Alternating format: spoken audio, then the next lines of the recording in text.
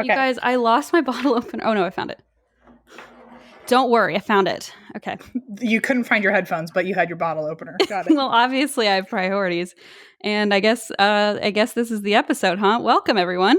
Welcome. How is everyone doing? Oh my goodness. Ugh. You guys, I'm so sweaty. I'm just had to witness this disaster. I was running up and down 3 flights of steps over and over looking for my headphones. And then when Em and I were just recording ads just now, Blaze like walked up with them and was like, here. Oh, where the hell were they? I ran out into the road and screamed, Blaze, look in the trunk. And I was very late to the recording, so I apologize, Em. So before we get started today, we have a few things we want to announce. Oh, God. So the first one is that, well, I guess, does this come out this Sunday? So we can still announce our live show. Yay! So if you did not listen to our episode last week, we are having a birthday benefit show for COVID relief. And so it's going to be on Zoom, and you can find, I know there's a bit.ly link that's like ATWWD B-Day Bash, but you can also find that in our Instagram bio on And That's Why We Drink podcast. And we're going to be hosting a virtual live show. I know I'm so excited. We've been super antsy about like getting to perform for you guys again. And in case you were wondering, this has nothing to do with the Here for the Booze tour. So if you have tickets to that, this is not taking away from that experience. Yeah. But it's basically going to be doing live notes that we have never done before. I don't know Christine's story. She doesn't know mine. And it's going to be a birthday thing because it's June 5th. A bananas bonanza. A bananas bonanza. It's June 5th, so the day after both of our birthdays, and it's going to be at 5 Pacific, 8 Eastern.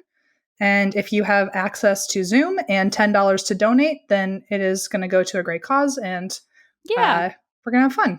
It's great. We're 100% of proceeds go to Coalition for the Homeless, and we just wanted to do a little bit to support the relief efforts going on, and also, include you guys in something fun since we feel really bad that our tour's being postponed, and we're really bummed. So, yeah, I'm really excited. It's going to be super fun. Yeah. So that's like, I guess the big And That's Why We Drink news, but we do have some other news that. Oh, that was a good one. Was that your first time? With the wine? Wait, here? With where you are? Oh, no.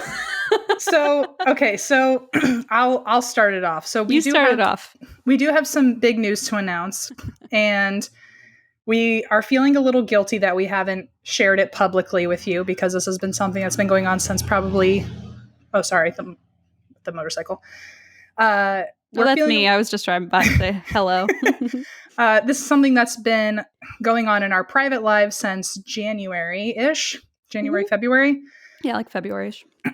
And so I guess there's been a big life event. No one is pregnant. I mean, you just heard me open a bottle of wine, so hopefully not. And no, I'm not engaged or anything like that. But they're like, then what else could it be? That's the only two possible exciting things. But so there were a few reasons we decided to kind of do this. To have Should it. I all, say what it is or no? I'll preface it with that. Okay. I have a whole speech plan too for when you're done.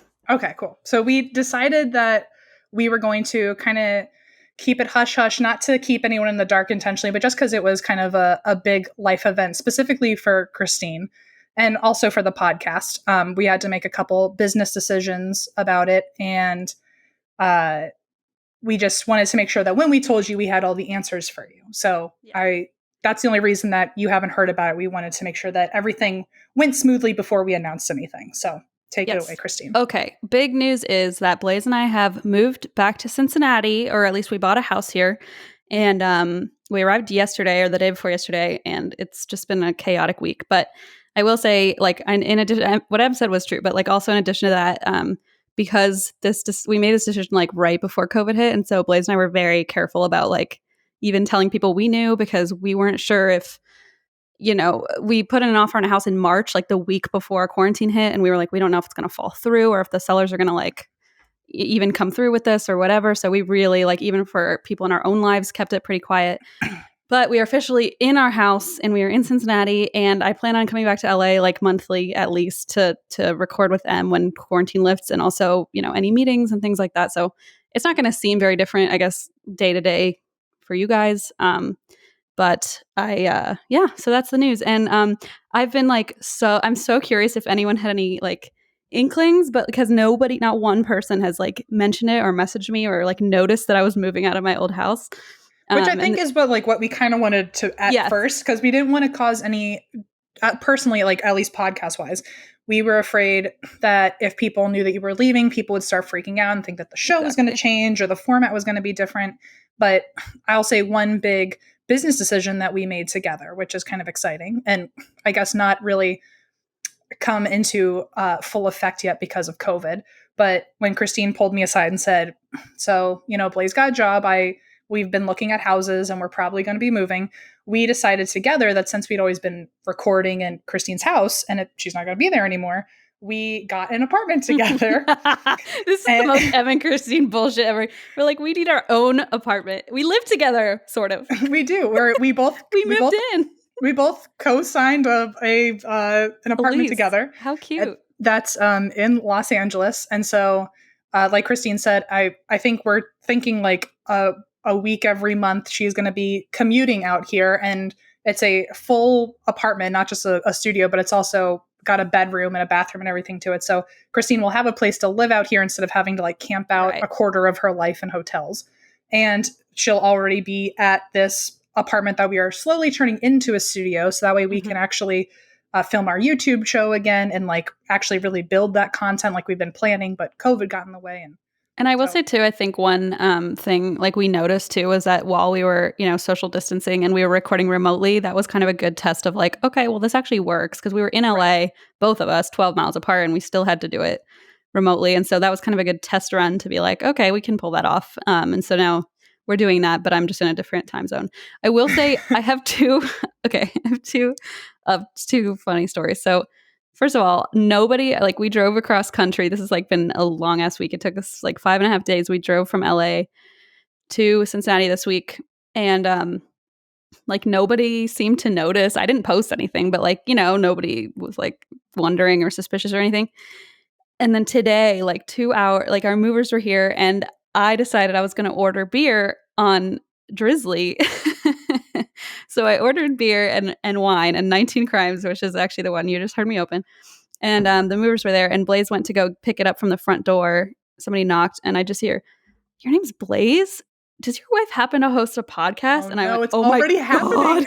And I like stuck my head around and their name was Holly and they go, "Holy shit." And they were like, "What are you doing here?" And I was like, I know this is probably extremely jarring that you're just like working and then all of a sudden I just like appear in front of you.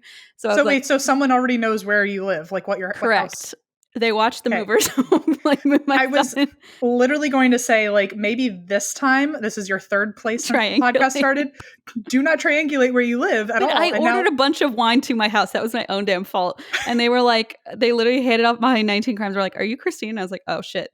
And they were like, "Oh, I live like right down the street," and then told me all the cool bars in the area. So I was like, "Oh my God, amazing." Maybe you found your first friend. Did you tell Holly, "Please don't tell anyone where I live"? I did. Well, I was like, "Oh yeah, we haven't announced it yet." And they were like, "I will not say a word." I was like, "You're my favorite." I've had to. Oh, go ahead. Sorry. I was just gonna say. Also, we just did that Instagram live stream, and I was like here, and I wanted to wait till the podcast to announce it. And Blaze was ordering food, and you were like, "Oh, what did?" And I was ignoring all the questions that were like, "What did you order?" Because it was Skyline, and I was like, "Oh God, I got to come up with like a fake restaurant." And so you were like, "Oh, what did you order?" And I was like, "Sandwich." Like, I see what another happened. Food. So I just went sandwich. I thought you gave it away for sure, though, in the Instagram live, because at the end you went, "Oh, it's 7. It's time to go." And I didn't even notice that. I very quickly went, "Yep, time to go. Goodbye." Oh shit, I'm such an idiot. Yeah, and somebody actually commented, "Oh, Christine has that 3 p.m. glow." I was like, "Nah, it's 6." Anyway, so this is like, I mean, we've been working, it's all good. Everything's ironed out. We're here. Em and I have just been going on life as normal and doing all our meetings and stuff, and nothing's changed that much. But we also had to fib during the Instagram live because someone asked when the last time we saw each other was, and that's true. I had to fib because I couldn't tell anyone yet. But I went over to say goodbye to Christine and specifically Gio, because that was the saddest part of this. Was I am now going to be seeing Gio whenever we perform in Cincinnati, and that's about it. But I at least have his number, so we'll still be talking behind your back. Like it's okay. more often, probably. Yeah. Oh yeah, we're definitely gonna be like, "What's it like there?" And he's gonna be like, "It's pretty rough. You got to go." Rough. Yeah. So no, that's true. Em did come over. We did a social distancing goodbye in my backyard with masks on. I also I got a camera and attempted to vlog the whole drive across the country, only because before the drive I kept looking up YouTube, like other people who've driven across the country with a cat and a dog, because I was just like, how do people do this? And I was so nervous. And I couldn't find anyone who had posted a video like that. So I was like, I'm just gonna post a video about driving cross country with a dog and a cat, because I tell you, it was, speaking of rough, yeah, it was very rough. And so I have Em's visit on camera and everything, and Em and Eva surprised me when I was leaving, and yeah, it was very lovely and touching. Yeah. So anyway, we hope no one is upset at all that, yes. We kept this as a secret. This was not meant to be a secret. It was more just we were trying to cover all our bases before we launched information at you and didn't have the answers ourselves. We didn't want people freaking out that the show was over or anything, but yes, we still have a studio out here now. It's much nicer. No offense, Christine, to the one room we had. It has air conditioner. It has an air conditioner. We have a whole apartment. It's dog friendly in case Christine ever wants to fly Geo out. I know. Only if you buy me a first class ticket so he has enough room to lay down. Well, it also works out now because Eva and I also have an office space, which her and I had both talked before about how we would get stir crazy working in the house, and now we've got a place to drive to. Yeah. It's near a Starbucks. I'm very excited about that. Yes, so, and picked the location. So I did. Eva and we went to go look for they were the house apartment. Hunting. We did. We went house hunting, and I sent Christine 20 pictures of this place, a video tour of it, to be like, are you in or out, or should I keep looking? And apparently the pictures never went through. No. She just got the text, and she was like, I'm in. And I was like, you don't know what you were like, wait, so you didn't get any photos? I was like, nah, I trust you. It's very nice. Because I know you're not going to pick a place without air conditioning. So I was like, I trust you. That's the truth. And I mean, to be fair too, I'm really excited about this next phase of the podcast. Yeah, me too. Because also, have you thought about this? But a lot of people love when our banter sounds fresh and new. And now every time this a lot. every time we record now, it's going to be best friends seeing each other after a whole month. It's we're so much to laugh about. I know. It's true. And I think that's part of doing these remotely in the past couple months anyway, has been a nice look into we don't see each other every second anymore. And so it is hey, I don't actually know what you've been doing for the last 3 days. Anyway, everything is peachy keen. It's perfect. It's fun. And it's good news only. And a lot of people who I know or who I've met, even Holly was just why did you move? I know a lot of people are going to ask, and it was just nothing in particular, except Blaze and I were, ready to buy a house together. And I really was always hoping to move back closer to my family, but I thought writing TV, I was I'll never be able to leave LA. And so now that we kind of have a career that is, so I'm basically dependent on the podcast, so it's not going anywhere, because I'm the only reason I rate and subscribe. Yeah, to exactly, and help me afford my mortgage. The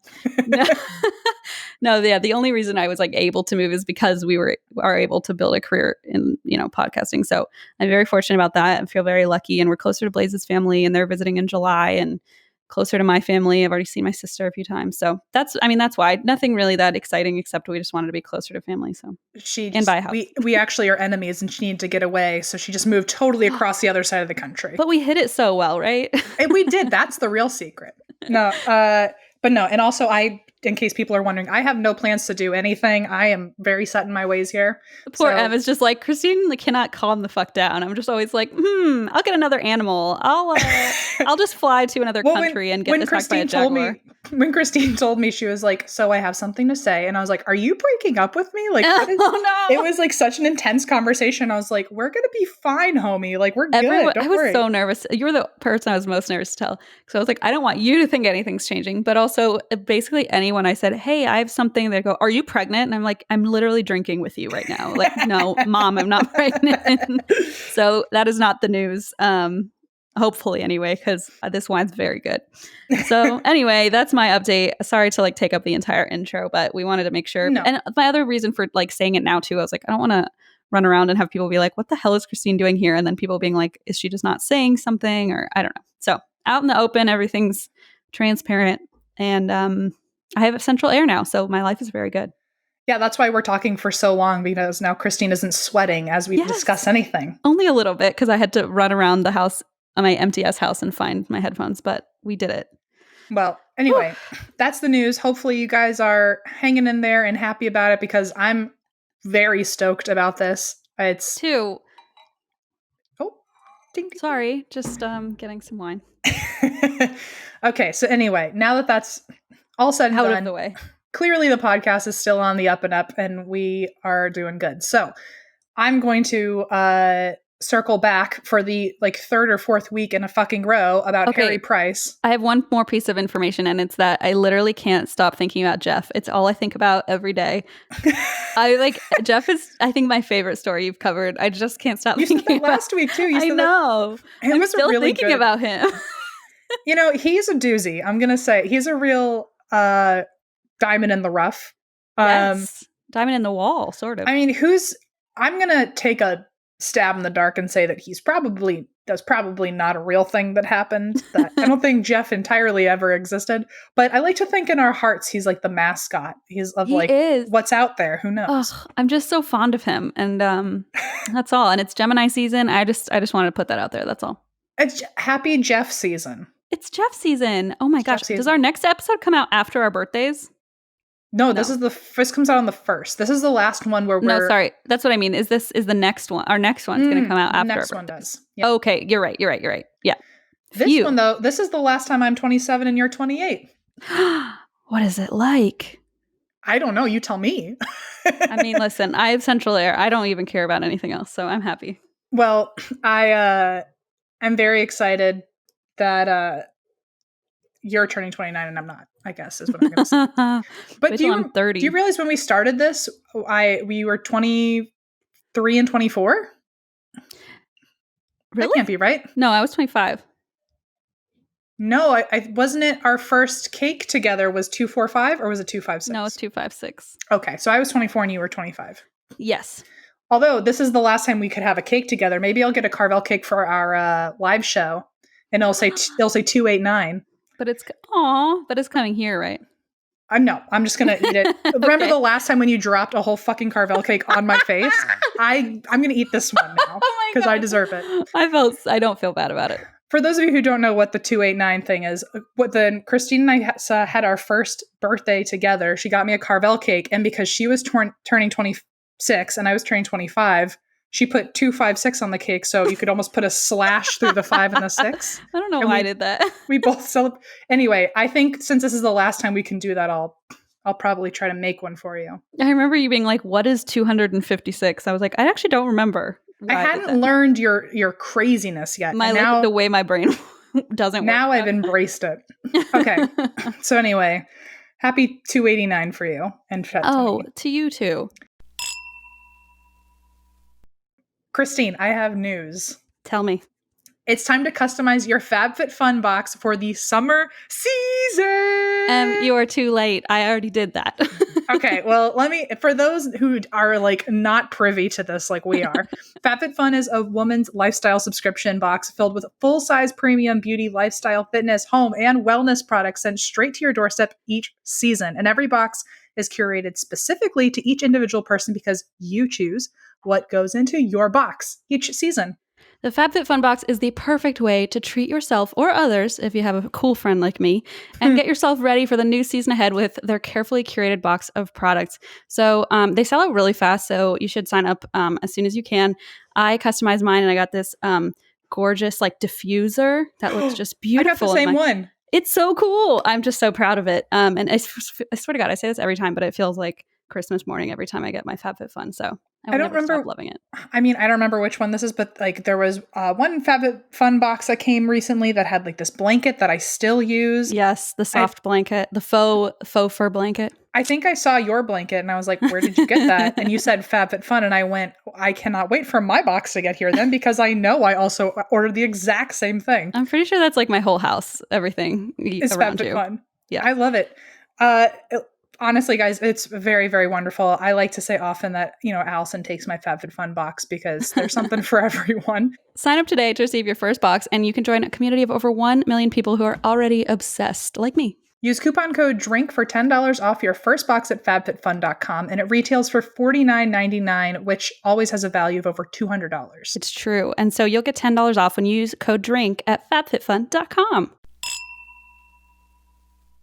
Audible is the leading provider of spoken word entertainment and audiobooks, ranging from bestsellers to celebrity memoirs, news, business, and self-development. Audible helps people get more stories and information through the gift of found time, allowing people to listen while commuting, cooking, exercising, gardening, or just laying around at home like I do most of the day. And Audible also wants to support people as we are all facing the, quote, new normal. And so Audible believes that that stories entertain, they teach, and they help keep our minds active, alert, engaged. So they have started an initiative called stories.audible.com. So it's this really special website Audible's launched where anyone, anywhere can stream hundreds of titles completely free, no strings attached, for as long as the quarantine lasts. So their hope is that stories.audible.com will offer everyone, including whether that's parents, educators, caregivers, anyone helping kids, for example, as our daily routines are disrupted, a screen-free experience to look forward to each day. And the stories are available in English, German, French, Spanish, Japanese, and Italian. So you don't even need to be an Audible member. They're free stories accessible to anybody. And to access these free audiobooks and titles, you can simply visit stories.audible.com from your computers, your tablets, or your smartphones, and the experience is completely ad-free and completely anonymous, so no need to download an app or sign up or log in. You just click, stream, and listen. It's a super cool initiative. And Audible is also giving existing members more content with their membership by opening up their Audible original monthly selection, so members can access all the titles that they have previously, of which they've previously only selected 2. And again, we'll see this going pretty much as long as quarantining lasts at home.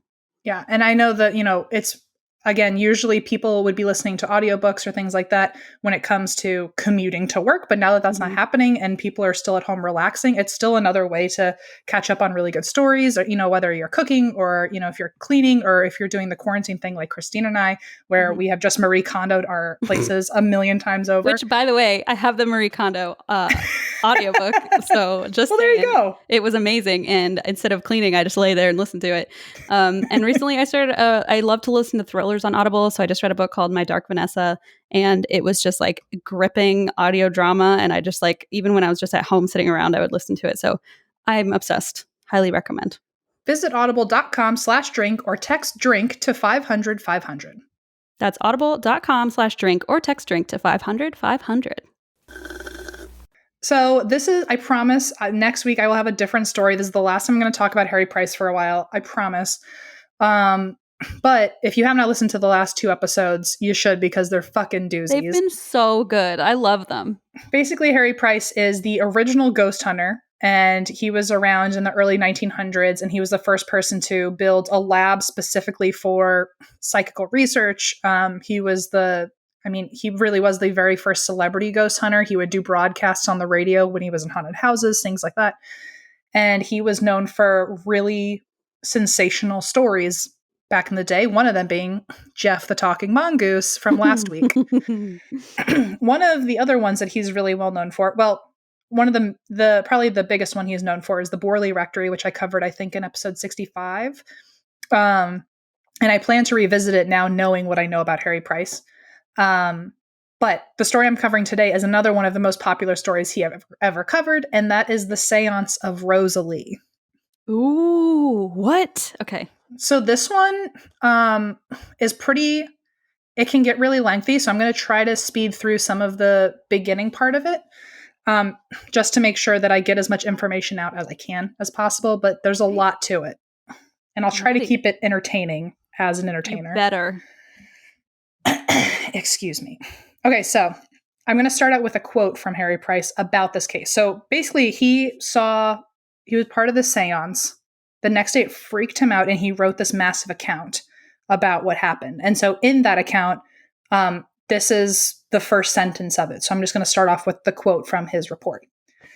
I must describe the most remarkable case of materialization, or rather alleged materialization, I have ever witnessed.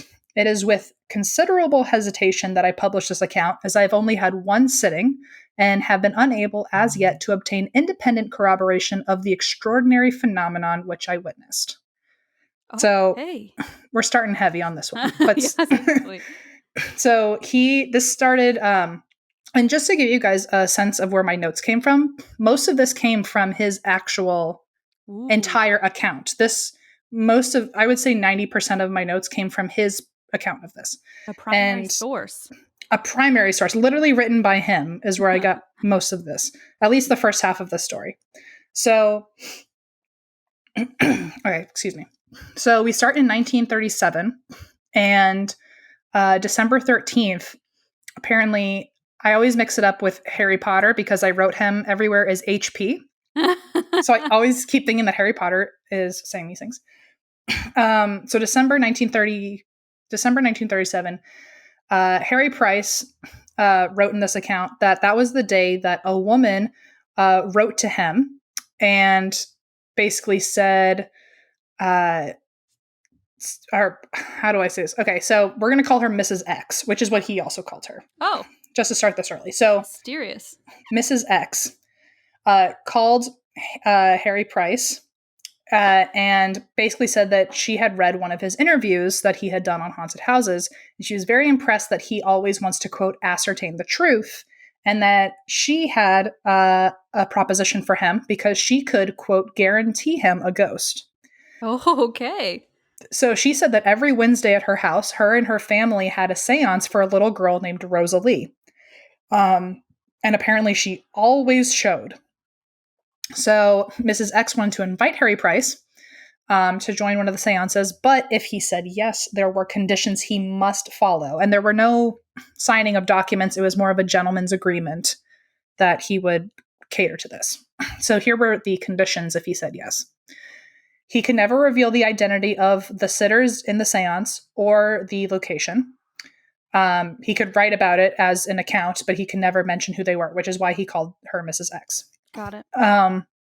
He could not perform any formal experimental tests during the seance or bring any equipment in advance to do experiments mid-seance. The mother of Rosalie always attended these seances, and she was afraid that him being there or doing some sort of scientific experiments would, quote, terrify the girl, and so she wouldn't show. Oh, yeah. So basically, one of the conditions was you can't do things in the middle of the seance. You kind of have to sit there and shut up and just watch what happens. Otherwise, you're going to scare her away, and then you won't see any ghosts. So kind of already shady.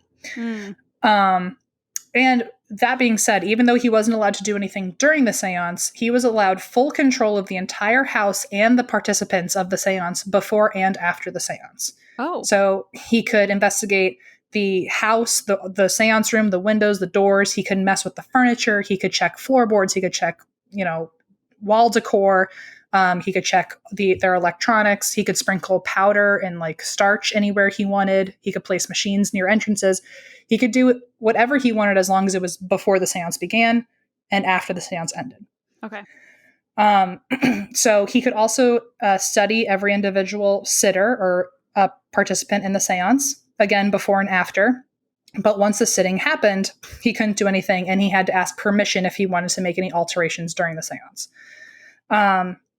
And let's see. So Harry Price wrote back saying that he was very interested, even given the conditions, and he would have to think it over. But eventually, the same day, he basically said, yes, I want to come, but can my partner, Rex Lambert, if you remember him from Jeff the Talking Mongoose, if you haven't listened to that episode yet, Rex was kind of one of his main people that accompanied him on investigations. He said, would it be okay if Rex came with me? And she never responded, so he assumed no and just went by himself.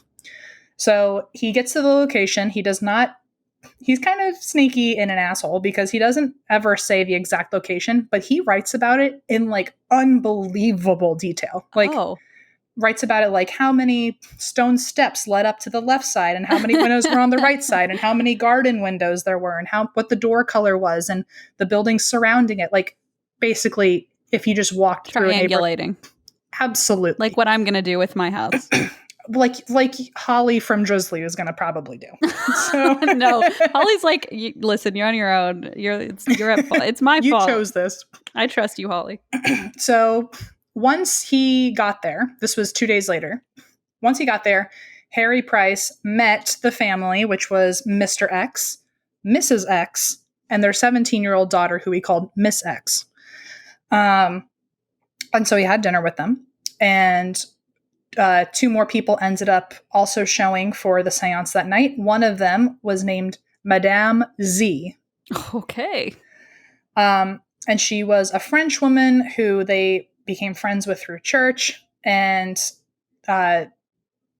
there's talk of this. This part was not in his own writings, but in future notes, I saw that Mr. X was allegedly in debt. So the family, they knew that Madame Z had money. And so there's talk that he was in debt and they were friends with her because she was helping pay off loans or something like that. Mm.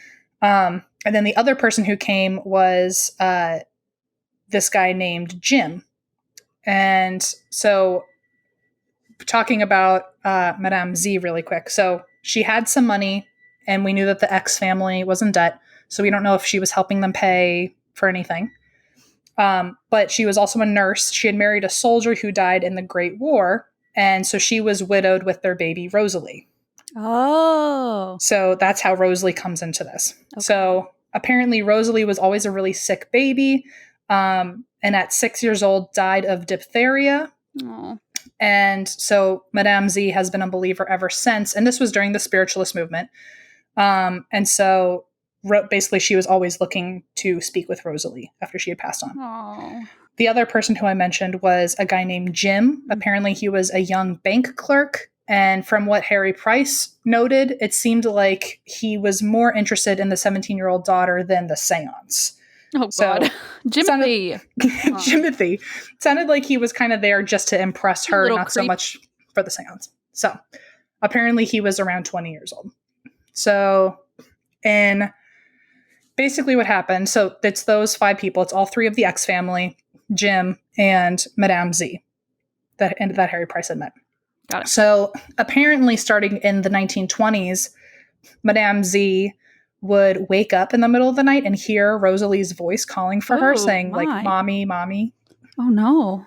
And this became a regular event to a point where Madame Z started seeing her outline and once even felt her hand get touched by something in the middle of the night. Oh, shit.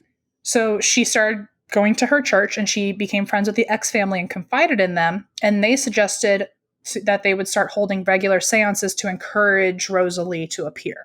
Oh, my. Okay. Because if she was already that active. So they're like, lean into it. Exactly. And so there's talk that maybe Madame Z was paying for seance services in lieu of their debt. Oh, I see. Okay. Interesting. That's not confirmed, but it's a thought. I get it. So they started doing these seances in 1928, and very quickly Rosalie began to speak. She would show herself, albeit in complete darkness, but you could see again a dim outline of her, and she would touch Madame Z's hand. Oh my. And when she would speak, it was mainly yes or no answers. It was in a childlike lisp. And after Harry Price hears all this, he's like, okay, I know enough to kind of do my own investigation before the seance begins. So after dinner, he searches the house. He starts sealing any entrances or taping down windows. He's also initialing everything to make sure things don't get moved. He removes different furniture and wall decor. And he also finds a way to seal off the chimney. Chimney. Chimney. Oh, guys. Also, Jiminy Cricket. So he also inspected wires, cabinets, drawers, dressers, floorboards, and he also checked the clothing of the sitters to make sure nobody had any strings on them or anything. And basically, the way that they were circled, I don't know if this matters, but to people who are probably more visual, if they want the idea. Mm-hmm. So it was Mr. X sitting at the table, then Jim, then Miss X, then Madame Z, Harry Price, and then Mrs. X. So where's Jimothy? Jim is between the Mr. X and his dog. Oh, okay. Right. Next to but yeah. Wink, wink. Mm-hmm. So Harry Price was then he tested in the dark that he could hear everyone's voice, where they were sitting from and whose voice was whose. So if anyone for some reason got up, he would be able to hear where they were. Right. And he also, so basically that was his prep.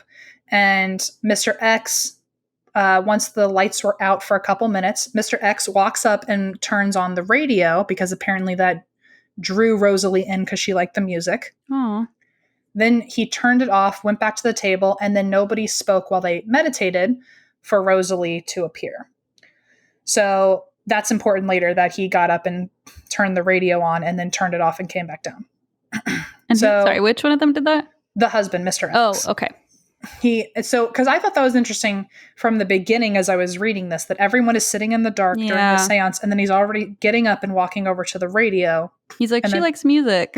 Right. And so then me. You'll see. Yeah. So, so 5 minutes later, he turns it off and goes back to his seat. And soon Madame Z starts calling out Rosalie's name. And at some point, Mrs. X whispered to Harry and said, "Rosalie is here. Don't speak." I just got goose camp. So, and Harry did right. He was like, "I felt something next to me and the smell in the room changed." Oh. And he said he started hearing the shuffling of feet, and suddenly he felt something touch the back of his hand. Creepy. So he said that it felt really soft and warm, the touch to his hand. And he said nobody was actually holding hands at this point. So it's not like they were like something, sure, like someone's thumb moved on his hand or anything. Right. But then you could also argue that like, okay, well, someone just reached over and touched your hand. True. But so he said his hand was on his knee and everyone's hands were on their own knees and something touched his hand. Mm. And eventually Mrs. X asked Madame Z if Harry could feel around for the spirit, like move his hands and feel for the spirit. Because if all of a sudden it had appeared, maybe he could like reach out and like grab her, feel something. So that being said, the next thing I'm going to say comes with a content warning. Oh, okay.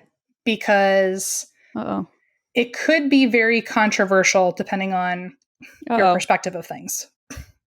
So, and wait until the end to make your own decisions on this. I will say, first of all, I want to make sure that I say it the most politically correct way possible, because I don't want to sound like I'm defending anybody. But the way that it was written, it appears as if this was written scientifically and not erotically. Okay? Okay. I'm just going to read the quote because I think trying to paraphrase it would either make it sound better or worse. So yes, let's just hear the primary source. And know that as I was reading this, I did read it as a matter of fact account and not so much any other intention. All right, I'm ready. Okay, so Mrs. X asked if Mrs. X asked Madame Z if Harry could reach out and try to touch the spirit. Okay. Quote, and it's kind of long, but I wanted to do it justice. Permission was given, and I stretched out my left hand, and to my amazement, it came in contact with apparently the nude figure of a little girl, aged 6 years. Oh my. I know. That's the content warning here. Yep. I passed my hand up to her chin and cheeks. The flesh felt warm, though not as warm as one would expect to find normal human flesh. I laid the back of my hand on her cheek, and I could distinctly hear breathing.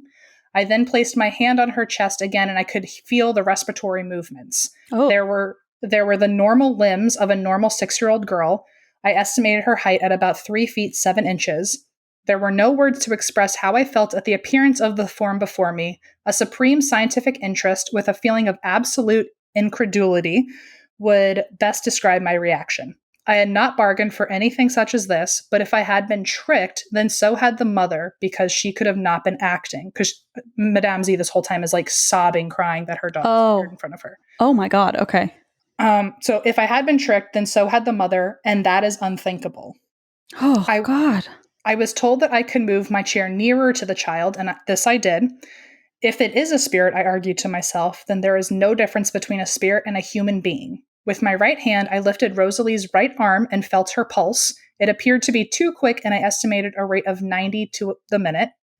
I put my ear to her chest and could distinctly hear her heart beating. I then took both her hands and asked Mr. X, Miss X, and Jim to speak in order to prove their presence in their respective seats. Oh, smart.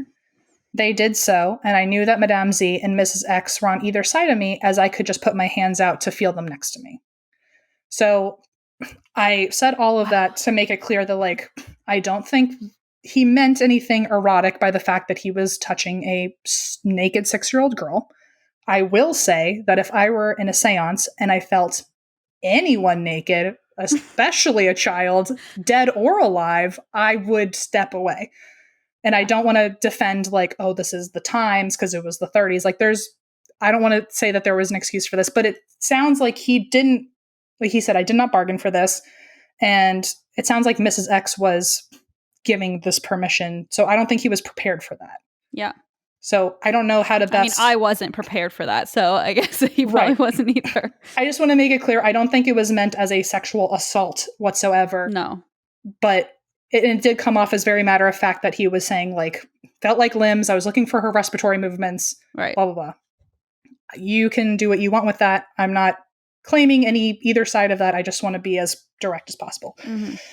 So after that, he was like, in summary, he was like, this is literally like a fucking human being that has materialized out of nowhere. And like, I'm getting proof that like everyone that came into this room is still sitting in their seats and nobody could have entered because I've sealed off all these entrances. How did this form show up?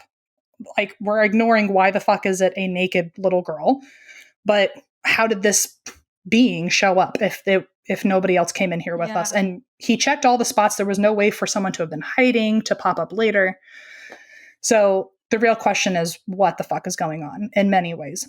And so apparently they had these mirrors that had some like glow in the dark paint for the time. He was allowed to bring those in, and they're basically little reflective panels. So you could kind of see a light source through it. And so he asked Madame Z and the X family if he could use these small reflective panels to try to see Rosalie, like see her face and be like, am I looking at a human being or a spirit, or what's her face look like? And Madame Z said, yes, but you have to start at her feet and move upwards. Okay. So he started at the floor and he saw what looked like human feet. And as he moved the light upward, he saw more and more of a human body, but he did write in his account that they, quote, looked older than her alleged years. So apparently this looked like this didn't look like a 6-year-old. Right. Harry did say that when he got to the face, it was pale, had dark eyes and a closed mouth. And Harry asked if he could ask her some questions. He asked Madame Z, can I ask your daughter some questions? Because apparently she did give yes or no answers sometimes. Madame Z said she probably won't talk because you're a new person and she might be afraid of you, but you can ask and see what happens. Mm-hmm. So he wrote in his account, he was like, I didn't know what to ask. I just started asking questions like things I would ask a normal child. Right. So he said, the questions, where do you live? What do you do there? Do you play with other children? Have you any toys? And are there animals? And she didn't respond to any of those things. Oh, but I want to know so bad. Are there animals? Apparently Rosalie just stared into space the whole time. Okay. Like, just kind of catatonic, not paying attention. And then when he asked, do you love your mommy? All of a sudden her eyes lit up and in a lisp she said yes. Oh God. Oh no. So Mrs. X asked Harry to put down the lights. Like, she was like, okay, that's enough of that. Put the light sources away and we're going to sit in silence in the dark room. And 15 minutes later, he had been told that Rosalie had departed from the space. She was no longer there. Okay. So after that, he was told he could reinvestigate because he was allowed to look after the seance at the room. And he saw all the seals were intact. No furniture, floorboards, starch powder, anything had been disturbed. And he was incredibly freaked out. And he, within 2 hours, had ran back to his home or wherever he was staying and wrote the entire account down while it was fresh in his mind. So this is a quote at the end of it. He did say, quote, I'm still wondering if Rosalie was a genuine spirit entity or whether the whole thing was an elaborate hoax. Looking at it in retrospect, I can think of several things I ought to have done that I did not do. And one of these is taking Rosalie's fingerprints. Smart. he said, I had ample opportunity but no materials. And another thing I might have done was to have ascertained who the medium actually was, because Sure. Madame Z denied that she was a medium, but I can think of no one else. So apparently there was no medium during the seance. Right.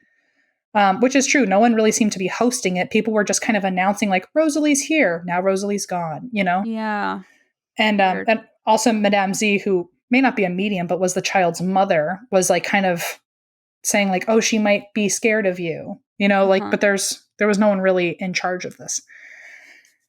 So that was the entire seance, but this is what happened afterwards. So the next day, apparently many people reported seeing Harry, and he looked, quote, deeply disturbed and almost distraught. Oh. He was just fucked up by, he was like, Sure. I think I just literally touched, saw, and spoke to a human, like a spirit in human ghost. form. Yeah.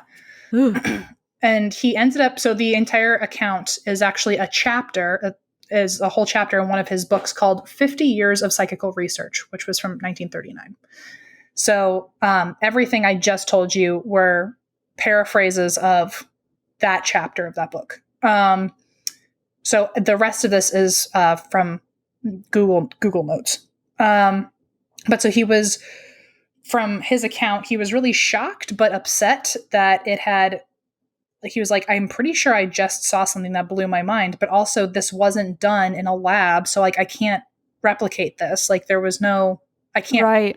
Like as someone who was a staunch believer in the scientific method, he was like, I really kind of failed myself because something awesome happened, but I didn't do a proper experiment because I was told I couldn't. And so if you remember from the biographical episode I did on Harry Price, he was known for his publicity stunts. Yes. And so a lot of people actually didn't like this chapter in the book because they thought Rosalie was just a sensationalist fictional story that he had just to sell more books. Oh, wow. Because a lot of people were like, he pissed off the spiritualists because he claimed to be a skeptic, but then he swore he saw something materialize in front of him. But he also pissed off the skeptics because he was convinced that something happened when it was done outside of a lab. Yeah, and I see. Especially like his own lab. Like he was known to create the first lab and he didn't even use it. So yes, I see. So the whole everyone was like, you're kind of going against both of your own beliefs, and like, we know that you like attention, so like this could just be not a good look. Yeah, a PR stunt. But so basically in 1946, 1946 was like 7 or 8 years after this seance, and he just got like fucking slandered and like attacked all the time about how like the Rosalie case like was not real, or why won't he try to replicate it, or why won't he like tell more details of it. And he kept saying like, I told them I wouldn't say anything, like I told them I wouldn't mention their names. So he kept getting criticized that like he wouldn't go back and reinvestigate, or he wouldn't bring it to a lab and do like use standard tools and all that. But he did say that like he made one last comment in 1946 where he said that he had kept in touch with the X family until 1940, but then when World War II hit, everyone lost touch. And this was his final statement he ever made on it. So this is kind of long, but he remained like a believer, a skeptical believer, where he was like, whatever that was, it was fucking weird. Yeah. So this is his quote from that. Is this a true ghost story? At the time, I was convinced that it was. The next day, I began to wonder if Rosalie was a genuine spirit entity or whether the whole thing was an elaborate hoax. If the latter, then it had been going on for years, and no actress on earth could have simulated Madame Z's poignant emotion. And why would they cheat? No one was getting anything out of this, neither money nor publicity nor kudos. And would any sane family fool one another every week for years? Well. And then he said, and where did the spirit come from? Was there a revolving wall in the drawing room, or a trap door? If so, could it have survived my minute and systematic search of the apartment? I suppose that this is possible, but moving floors and sliding walls imply costly, elaborate, and silent machinery to operate, and what could possibly be the motive for such a stupendous fraud? Especially when they were, in theory, in a lot of debt. They probably couldn't afford that. That's a good point. So, the rest of this is people trying to debunk what the fuck happened. So he never, like, really got a full answer? No. Oh, so shit. he made that statement, and 2 years later, he died of a heart attack. Wow. And as promised, he never disclosed the location or the identities. Just how many steps and colors of the windows? And he disclosed a lot, but not A what lot. he was told he couldn't. Okay, fair. He followed the rules. And I said this again in the first episode about him, that when he died, because he had made so many enemies with spiritualists and even some skeptics, a lot of people were out there trying to smear his reputation. Two in particular were a guy named Eric Dingwall and another named Trevor Hall, who ironically were actually collaborators with him in his early days, and then they kind of turned into frenemies. But so they tried to really just tarnish his fucking vibe, which is the most... Don't tarnish my vibe. Tarnish my vibe, man. So tarnished vibes only. Untarnished vibes only. Okay, there. That's better. So let's see. So basically, they really went after him, like pretty wildly. So jeez. They ended up writing, I think, if not a whole paper about it, a whole fucking book about how he, like, this could not be real. It was a total publicity stunt. And he even said, well, we don't even have any proof that this even happened, because all the people that would be able to confirm it, he never gave us names. Or like Mr. X, right? Right. That being said, though, 3 different people have been quoted talking to Harry the morning after the seance. And although 2 of them were close friends, one of them was Rex and one of them was the secretary, there was one member of the SPR who were like the people who really didn't like him. Yeah. Even one of them vouched, being like, no, I talked to him the next day and he looked really fucked up. Like, wow. Okay. So Eric and Trevor, they also tried to challenge that the house never existed, but there were 2 different investigations done that tried to debunk where this house was. And so one of them was the SPR did their own investigation. And this was led by one of the SPR members named Richard Medhurst. And this is super interesting. So he was going through all of Harry Price's old archives, and he found a copy of one of Harry Price's letter, of like the Harry Price letter to Mrs. X 2 days before the seance, which, like, at this point, like, there was no physical proof that this seance ever existed. And he found the letters between him and Mrs. X. So interestingly, when he saw the actual letter that Harry hid from everyone, the letter was not from a Mrs. X, but a Mrs. Mortimer. Aha. So now we've got a big clue. So Medhurst breaking the case. So we're in the mainframe. So why do we always say that like we know what that means? I used to say it when I worked at ISS, when I was working in the promos department, my boss Renee, anytime like our computer glitched and like we tried to like reset the computer or like figure out what our password was, every time we figured it out, she'd go, "We're in the mainframe." So that's so funny to me. That's where it started. That's what I say every time I fuck up the Zoom call and then eventually find my way back inside. So anyway, so Medhurst knew now that Mrs. X was probably from a family called the Mortimers. So he went through every house in London he looked in the directories at every house under the name Mortimer in 1937 that also had a phone, because they had apparently called a few times. Oh, good. Smart. So he's looking at all of those houses, and he found one in a town called Brockley. Broccoli? Not like the food. It was like like the word Brock, and then like this is made up. Okay, got it. And then Jeff showed up. He was eating broccoli in broccoli. But apparently, so he found this one house, and it was at 21 Wickham Road. But he looked into the family details to see if they matched Harry's description, and apparently the daughter was 15 at the time, not 17, and there were 2 daughters, not 1. So some could agree that the age was just kind of off, and they never Maybe mentioned the other daughter was the ghost. Right. Wow. So that's one of the theories. Oh. So I thought no. On to something new. You are. That was the first time that people had like an explanation to work with, and that was their first theory of it, of like, oh well, there could have been a second daughter that was hiding. I see. But when you think about how, like, if you read all of Harry Price's account, he was like, nobody could have been hiding in that room and nobody could have come in. Yeah. So there's no way that there was another person hiding. Can you imagine if he was like looking through the house at the beginning to like try to debunk anything, and he like opens some closet and there's just like a naked person, like, oh shit, I wasn't supposed to come out yet. He's like, what are you doing? Like, like, why do you not have clothes on? Like, why is this part of the thing? Oh my god. Can you imagine? He would just see a naked person and be like, is this part of this? I'm in the wrong room, I think. So that was one of the very first theories that came out. But then while the SPR was doing their own investigation, another investigator was kind of doing his own rogue investigation, and his name was David Cohen. And so David Cohen began to research Rosalie on his own for a lecture he was doing, but it ended up turning into this whole book he wrote in the 60s, where he went from being kind of indifferent to Harry Price to being like a staunch, fierce defender of him. Oh, okay. That's nice. So anyway, 6 months after that book came out, I guess that book circulated pretty well and a lot of people read it, and he was getting a lot of mail from, people who had read it. 6 months after the book came out, he got a letter forwarded to him, allegedly from Miss X. Oh, shit. That explained the entire Rosalie thing. And Miss X is the 17-year-old. The 17-year-old daughter. Got it.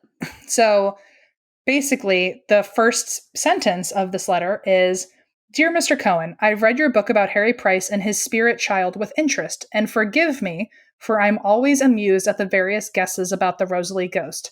But then I am in a rather privileged position, being now the only living person who knows the whole truth about the seances held in our house 30 years ago.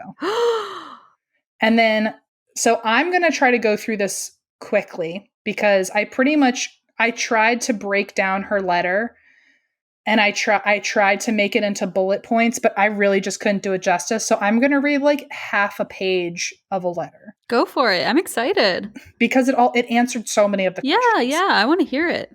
Okay, I'm going to try to do it quickly. So apparently in this letter, it was the first piece of evidence that kind of explained most things about the seances. So this Miss X says, It was at this time that I was first brought into the deception. My parents asked me to take part in what they called a ghost game, to play as a harmless joke on a French lady. That's what Em told me was the podcast. Hey, it's just called a ghost game. It's harmless. And I was like, shit, you tricked me. It's like, here we are, 3 years later. In what they called a ghost game, to be played as a harmless joke on a French lady. That's so mean. At first, my part in this business was simple. I was to slip into the dark room soon after the others had settled down. And this was before Harry Price. So I see. I was to slip into the dark room soon after the others had already sat down. Take up a position in the corner of the room. Is it Friday? Oh, it's Thursday. I don't know why Allison's screaming. If it were Friday, she cracked open a bottle of wine or something. So I was to slip into the dark room soon after others had sat down, take up a position in the corner of the room, and answer some questions in a hushed lisp. Oh, I was then at a prearranged signal from my mother to slip silently out of the room before the lights were switched on. My mother was to ask certain questions of the spirit, commencing with, "Are you there, Rosalie?" And after she had repeated this 3 or 4 times, I was to whisper in a childish voice, "Yes, Rosalie is here." Oh. So we've already learned the mom is at least in on this with her. What a shitty person. If I remember correctly, Madame first visited our home for a sitting about 2 days after the Crystal Palace fire. The seance went without a hitch, and I waited in the hall after Madame, and my parents had entered the room, and I listened to the radio to be switched off, which was my signal to slip into the room. Oh. The door opened noiselessly at a slight pressure, and I crept into the room and waited. I answered about 5 or 6 questions, giving the answers which my father had told me to say, such as, "What with these people?" Such as, "I'm very, very happy. I play with the other children. They are very kind to me." After some months, my father decided to ask his young brother, Uncle Jim, to help in this ghost game. Oh.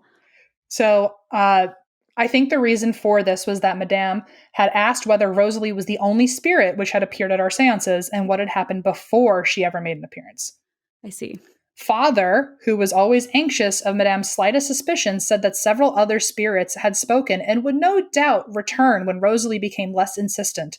So Uncle Jim on occasions waited in the hall with me, and we took turns entering the room, and he spoke in the voice of any person who appealed to his imagination. So What? so basically she started getting suspicious because only Rosalie would ever come forward, and then the dad was like, we need a second plan. And the theory is that if they really were in debt and if she really did have some money, they were hoping that the more Rosalie appeared, the more she would help with their debts. So that's probably Ugh, why they were doing this, is that they were getting money out of her to pay off their debts. that's so fucked up. So that's why they wanted to keep up the facade. So when she got suspicious, they all of a sudden brought his uncle in, or brought his brother in, Uncle Jim. So Uncle Jim was like hitting on his 17-year-old niece? My father and I had told, hang on. Oh. My father had told Madame at a separate time, my father had told Madame that he had a daughter, but had not mentioned my age. Soon after the seances had commenced, Madame asked my father how old was his daughter. And father, thinking that there might be some suspicious connection in her mind between the spirit child she had been seeing and myself, said I was 16. Unfortunately, Madame had asked why she had never met his teenage daughter, and it was finally decided that I must now impersonate my elder self. Oh, come on. This is so fucked. Okay. So we find out later that she was actually 11 during all of this. Oh, she was really little. She was Oh, so 11. you can't even blame her. I thought she was like 17 the whole time. So she was like a child getting roped into this. Well, that's what they were saying. Like, let's play a ghost game. Like, let's do this really quick. That is, well, it tricked me. And I was, how old was I? 25 or 256? Or I don't know how old I was. So you're going to be 289 next week, actually. So now she was getting suspicious again. Like, why haven't I met your 16-year-old daughter? And they were like, oh, fuck, like we've got an 11-year-olds. What are we going to do? So another quote, my mother went to work and with the aid of cosmetics, a teenage dress, a padded bust bodice, a new hairdo, and high-heeled shoes, brought out a fairly convincing transformation. It is true I was a little short for a 16-year-old, but the high-heeled shoes and the hairdo added some inches to my height. My mother was rather frightened that Madame, having seen my face during some of the seances, would recognize me as Rosalie. For some months after, I'm almost done, I swear. No, I'm just like riveted right now. For some months after this, all went well until one disastrous evening.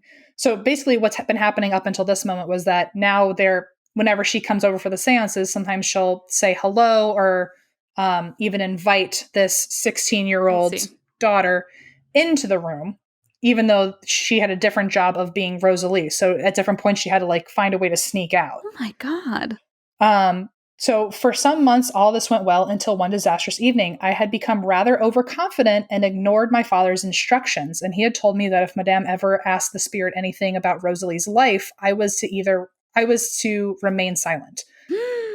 I cannot recall the question that Madame asked on that evening, but I foolishly attempted to answer. And of course, it was the wrong answer. So she was getting cocky, pretending to be Rosalie. And then all of a sudden, Madame found an inconsistency. Oh no. After that seance, a quarrel broke out between my parents and Madame. After this, father offered to have his seance investigated by a trained investigator to prove the legitimacy of these seances, and Madame suggested Harry Price because she'd seen him all over the news. Right. So now that's why Harry Price came into the picture because he needed to. He was verify. Like, no, don't go. We still need your money. Like, let's prove that this is legitimate. This is so shitty. For the first time, my father was worried, so my parents, Uncle Jim, and I worked out a procedure. My mother was to telephone Mr. Price, invite him to a seance, and extract from him an assurance of secrecy. Because should Mr. Price publish our names and address it, it would be difficult to avoid further inquiry. I, as the teenage daughter, and Uncle Jim, as my boyfriend, were to also be sitters at this seance. I see.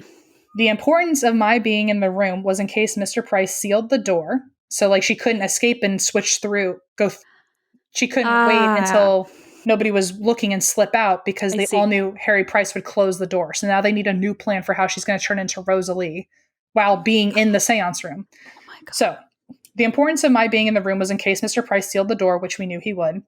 There were two reasons for Uncle Jim to be a sitter. One, to have an extra helper in the room to cover me in case something happened. And two, he would, as my boyfriend, add testimony to my assumed age as a teenager. This is wild. It becomes like a little true crimey.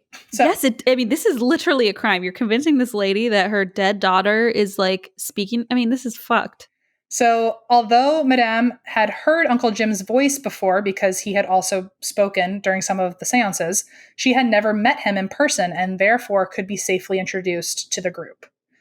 Because remember, he had stood in the hall and shouted before, so she had heard him but never seen him.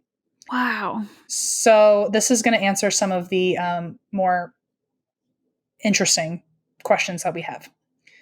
Uncle Jim pointed out that if Mr. Price wished to see me, it would be impossible to assure that he could only direct light to my face because he might see and recognize the dress I walk in with. My mother said that I could change into, quote, spirit clothes or other clothes, but my father said that should there be a search of the room, any clothes would be impossible to conceal. It was finally suggested that the spirit should appear in the nude. 11-year-old child. A suggestion I didn't like, but I eventually agreed. So that's where all of a sudden I take my sharp left turn into like, no, this was absolutely not okay. 1,000,000, especially when she's like, I didn't want to do that. Like, right. What the fuck? She's a minor who does not want to be naked, but now she's in front of grown men and like grown adults or anyone. Yeah. So that's why I said in the beginning, like, hang on until the end for me to explain, because I don't necessarily want to cast immediate blame to Harry Price because if this letter is true, then it's legitimizing that he had no fucking clue what was and that they were like, we know you're about to touch our naked daughter. Like, right. So put if your hand out. Anyone blame the parents because like, what the fuck? They convinced her. And then remember, if Harry Price's account is accurate, they asked Madame Z, like, oh, can Harry reach out and touch your child? But it was their child that was naked. So like and then they put the blame on her. Like, oh, she said it was okay. Like, what the fuck? But they knew that a grown man was about to touch their naked child. So, oh my God. Again, concept warnings all fucking around. Yeah, this is so twisted. Anyway, so this is definitely true crime. You're right.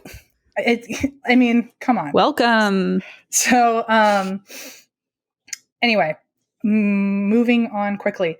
In the complete darkness, I was able to leave my place. So this is how she became naked when she walked in with her outfit on that Harry Price had seen her in as a teenager. In the complete darkness, I was able to leave my place in the circle and undress in a corner of the room. So everybody is looking a different way and it's pitch black and she just undressed. While holding the spirit's hands, or while Harry was holding the spirit's hands, my mother placed her hands in front of Mr. Price as if she were Rosalie, while I returned to my seat in the circle. So basically, she undressed. Then the really awkward thing happened where she was nude. And then when she stepped away, her mother put her hands in front of Harry Price as if she were Rosalie, while this girl was changing really quickly and going back to her seat. Oh my God. So when it came to using the mirrors, Mr. Price was asked to start from the feet and work upwards. And this was because when it came to the light hitting my face, the mirror would be beneath my chin and therefore I would be backlit. So that makes sense now why he had to start from the feet. Mm-hmm. After the seance, he examined the seals and found them intact. He seemed satisfied that trickery had been impossible and Madame's suspicions had vanished, which was what they wanted. Oh. My father in 1939 had arranged to take my mother for a holiday and ran into Madame by accident. They went to Paris together, or they ended up traveling together to Paris, and no member of my family saw Madame again. There is now, I believe, no other living person who knows the whole story. The cook is dead, and the housemaid married and left England. Yours sincerely, Rosalie. Whew, I'm so Signed sorry. it Rosalie. Signed it Rosalie. So we still don't know who the fuck this person is. Oh, they didn't even say their name. Oh my God. So this caused so much more confusion because it never confirmed an actual name, never confirmed Mortimer, never confirmed like where the house was, never confirmed if any of this is true. For all we know, a random person wrote this like fan fiction. So it could not even be real. That's true because they had all the information, right? From like the book and the telling of it. Right. And like they're assuming that their procedure was that they would sit in a certain area so Harry Price would never notice her slipping away. But he had control of the seating arrangement and everything. So they really just like went off of luck that he wouldn't ask to sit next to her. Wow. So, and again, this could have been written by anyone. Also, like a mom would recognize their child's face even if it were fucking backlit. So like people are saying like, if this were Madame Z, she would have seen Rosalie's face and known. But if she saw a random person's face, she would have known it wasn't her child. That was the spirit. So anyway, in the same year that letter arrived, David Cohen ended up dying, so he couldn't actually investigate this. Oh my God. And that was back in the 60s. So it ends up being untouched, and in 2007, so decades later, a guy named Paul Adams decided to take on the investigation. And now with tools like the internet, it was so much easier to look into the shit. So he found no death records of any. First, he looked up death records of children named Rosalie in 1921 to be like, is that even accurate? Like, that Rosalie is a baby who died. But there is the argument that, he didn't find any death records of a Rosalie who died in 1921. So the thought then is that Harry Price could have even changed the name of the fucking baby that died. So right, to not give it away. Yeah. So Rosalie could be a pseudonym. But then going back to knowing that their last name might be Mortimer, he looked at over 500 different people named Mortimer that lived in London in 1937, blah, blah, blah. He cross-referenced all the houses. He found 2 matches out of like 300 houses. He found 2 matches that he felt could match the description. One was in a town called Lambeth, but the husband had a different job. There was a brother, there was a son, not a daughter. And the house was near a bunch of apartment complexes, which was not in the description. So it didn't really match with his description, but then you can argue again that all the descriptions were fake. Right. The other one, which is the most likely-ish, is that it was in East Kensington, and the house was 28 Cadogan Square. The husband's name was Halliburton Mortimer. Yes, it was. He was a city stockbroker, but not very good at his job. So that implied, that was written in record. So it's implied that maybe he was in debt. And in the initial account that Harry Price wrote, the husband was a city stockbroker. Oh, okay, yeah. So it already makes sense. A city stockbroker in debt. His last name's Mortimer. There was only one wife and one daughter. Yeah. So the wife's name was Dorothy. The daughter's name was Joan. So we think that Rosalie, or whoever Miss X is Joan Mortimer. Got it. They also had a son, but he was deployed at the time. So that would make sense why they didn't even mention him while Harry was there. Right. But the family records also show that they had a maid, a cook, and a butler, all of which were mentioned in Harry's account. Yeah. So in 1939, apparently Halliburton inherited a bunch of money, which is around the same time that they never talked to Madame Z again. So maybe they didn't need her anymore. I see. But the inconsistency is that the biggest one is that at the time of the seance, Joan was 30, not 11. Oh. And there was also no family records of a man named James or Jim.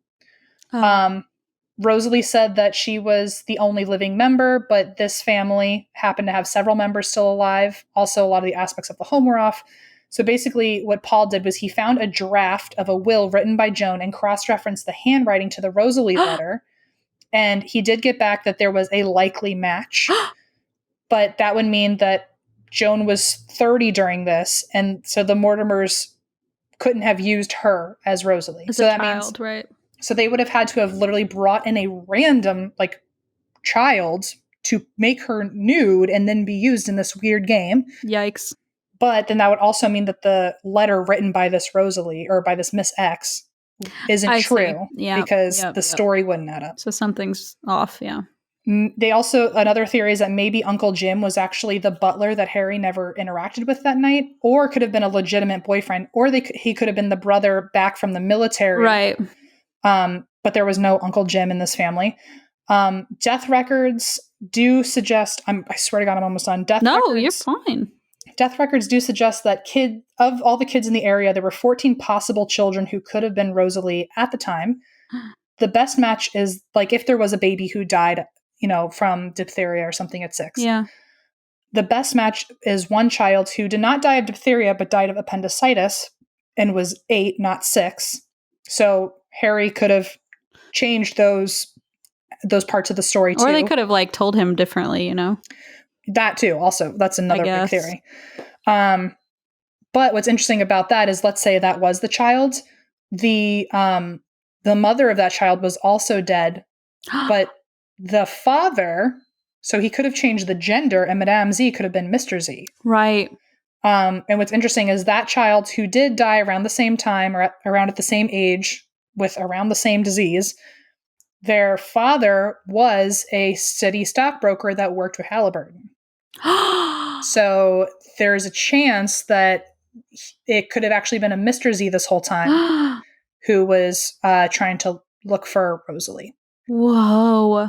Assuming that Rosalie really was a spirit who manifested, but if this letter from Miss X is real, then it was never true. So anyway, the last thing I'm going to say is that regardless of what the truth was, Harry, not Potter, Harry Price was like very sure that it was at least very likely. And the first person who ever wrote a biography about him was named Dr. Tabori. And this was a quote about Harry Price and the Rosalie seance.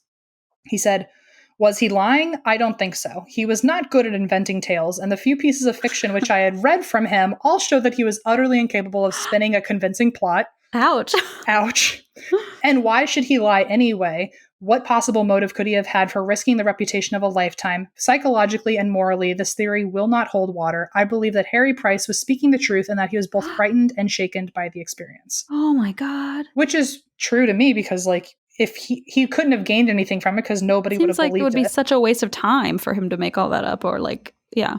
Anyway, I know I spoke for literally an hour, but Oh my God, that was crazy. that is the story of the Rosalie seance, and we still have no idea. Like, That's the wildest part. Because there's so many missing pieces, and even of the pieces we have, they could have been embellished or like changed because right, like if one thing's off, then it could throw off the whole spiel. We'll never know, but I can assume that at least, even if that letter from Miss X was from a random person and not accurate, it at least sounds like someone was able to get most of like was at least able to find explanations for a lot of the stuff. So something along that might have happened. I really hope nobody was sexually assaulted. But I also, who knows? So anyway. This is a crazy story. Like, even if part of it's not true or it's exaggerated or whatever, like, holy shit. It really quickly became a true crime. Yes, I was going to say, even if it's like completely bunk, like not paranormal, like it's still so fucked up. Yeah. And to that poor mother being like, oh yeah, no, come back. Your daughter wants to see you again. It's like, what the hell? Right. Anyway. Sick. I'm so sorry that was so long. I know you have your own story to cover, but it like that one really fucked me up. And I was doing it at like 2 a.m. and I was like, what is going on here? Like, I had never heard of this before. That was insane, dude. Anyway, thank you for riding that ride with me. I always do. I always will. And I always love it. If you happen to be Rosalie, let me know. If you happen to be like 100 and whatever. Yeah. Okay. Well, I have another true crime tale for you today. Maybe that one turns into a paranormal story. Actually, that would be a very fun little twist, wouldn't it? What a full circle closure. I don't think I think instead of a circle. Oh my God. I'm sorry. Wait, look. Okay, if you're watching this on YouTube. Oh no. What did I do? Look. I don't know. Do you just hold it now? Oh my God. You guys, I'm sorry. I don't know what happened. All of a sudden the microphone just launched off of the side of the desk. It's Rosalie. Like spring loaded. She's probably like, stop making fun of me. It was like spring loaded the arm, and I guess it got It was too springy. It was too ready. It was very springy. I guess I hold it. Oh God, this is so awkward. Hold on. Okay, let's just hope this stays. Let's hope this stays long enough. Can you hear me properly? Oh, I certainly can. Oh my God.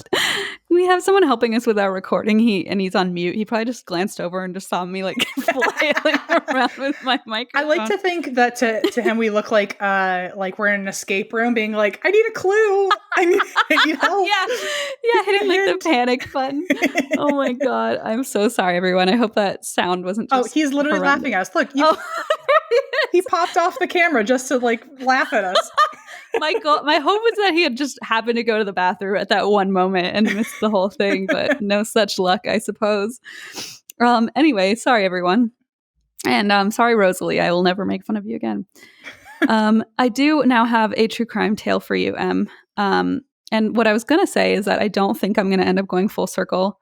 And I was going to make a joke about a rhombus, but now it's just not even funny anymore. So you can just pretend. You can make a full rhombus out of it, though, if you're not going to go full circle. That's what I was going to say. And then my microphone smacked me in the face. So I just was like, maybe that was a sign from me. It was literally your guardian angels being like, don't be so fucking stupid. And then I do it anyway. they know better. They're like, that's not going to stop her. Okay. Well, this is the story. I'm very excited about this one. So this is the story of Michelle Knotek or Michelle Knotek. Okay. And this takes place in Raymond, Washington. And I'm just going to jump into it. So it takes place like in the 80s, but Okay. Shelley herself, so I'll start with like a little background on her. She was born in 1954, and her mother abandoned her and her brother in 1960 when she was little, and she was about 6 years old. And her mother was then murdered by a boyfriend. Oh, Yeah, pretty fucked up we're really start. diving in. Okay. Really diving in, and she was only 6 years old, so like this is just not a good start to her childhood. Relatives believed Shelley blamed her father for her biological mother's death because he was the one who divorced her and a boyfriend killed her mother, if that makes sense. So like sort of like her mom and dad divorced, and then her mom started dating a guy who murdered her. So she blamed her father for like divorcing her mom, and basically was like, if you hadn't split up with her, then she wouldn't have dated this guy who turned out to be really violent. So it was kind of just like she had a really misguided anger, I guess, when she was little.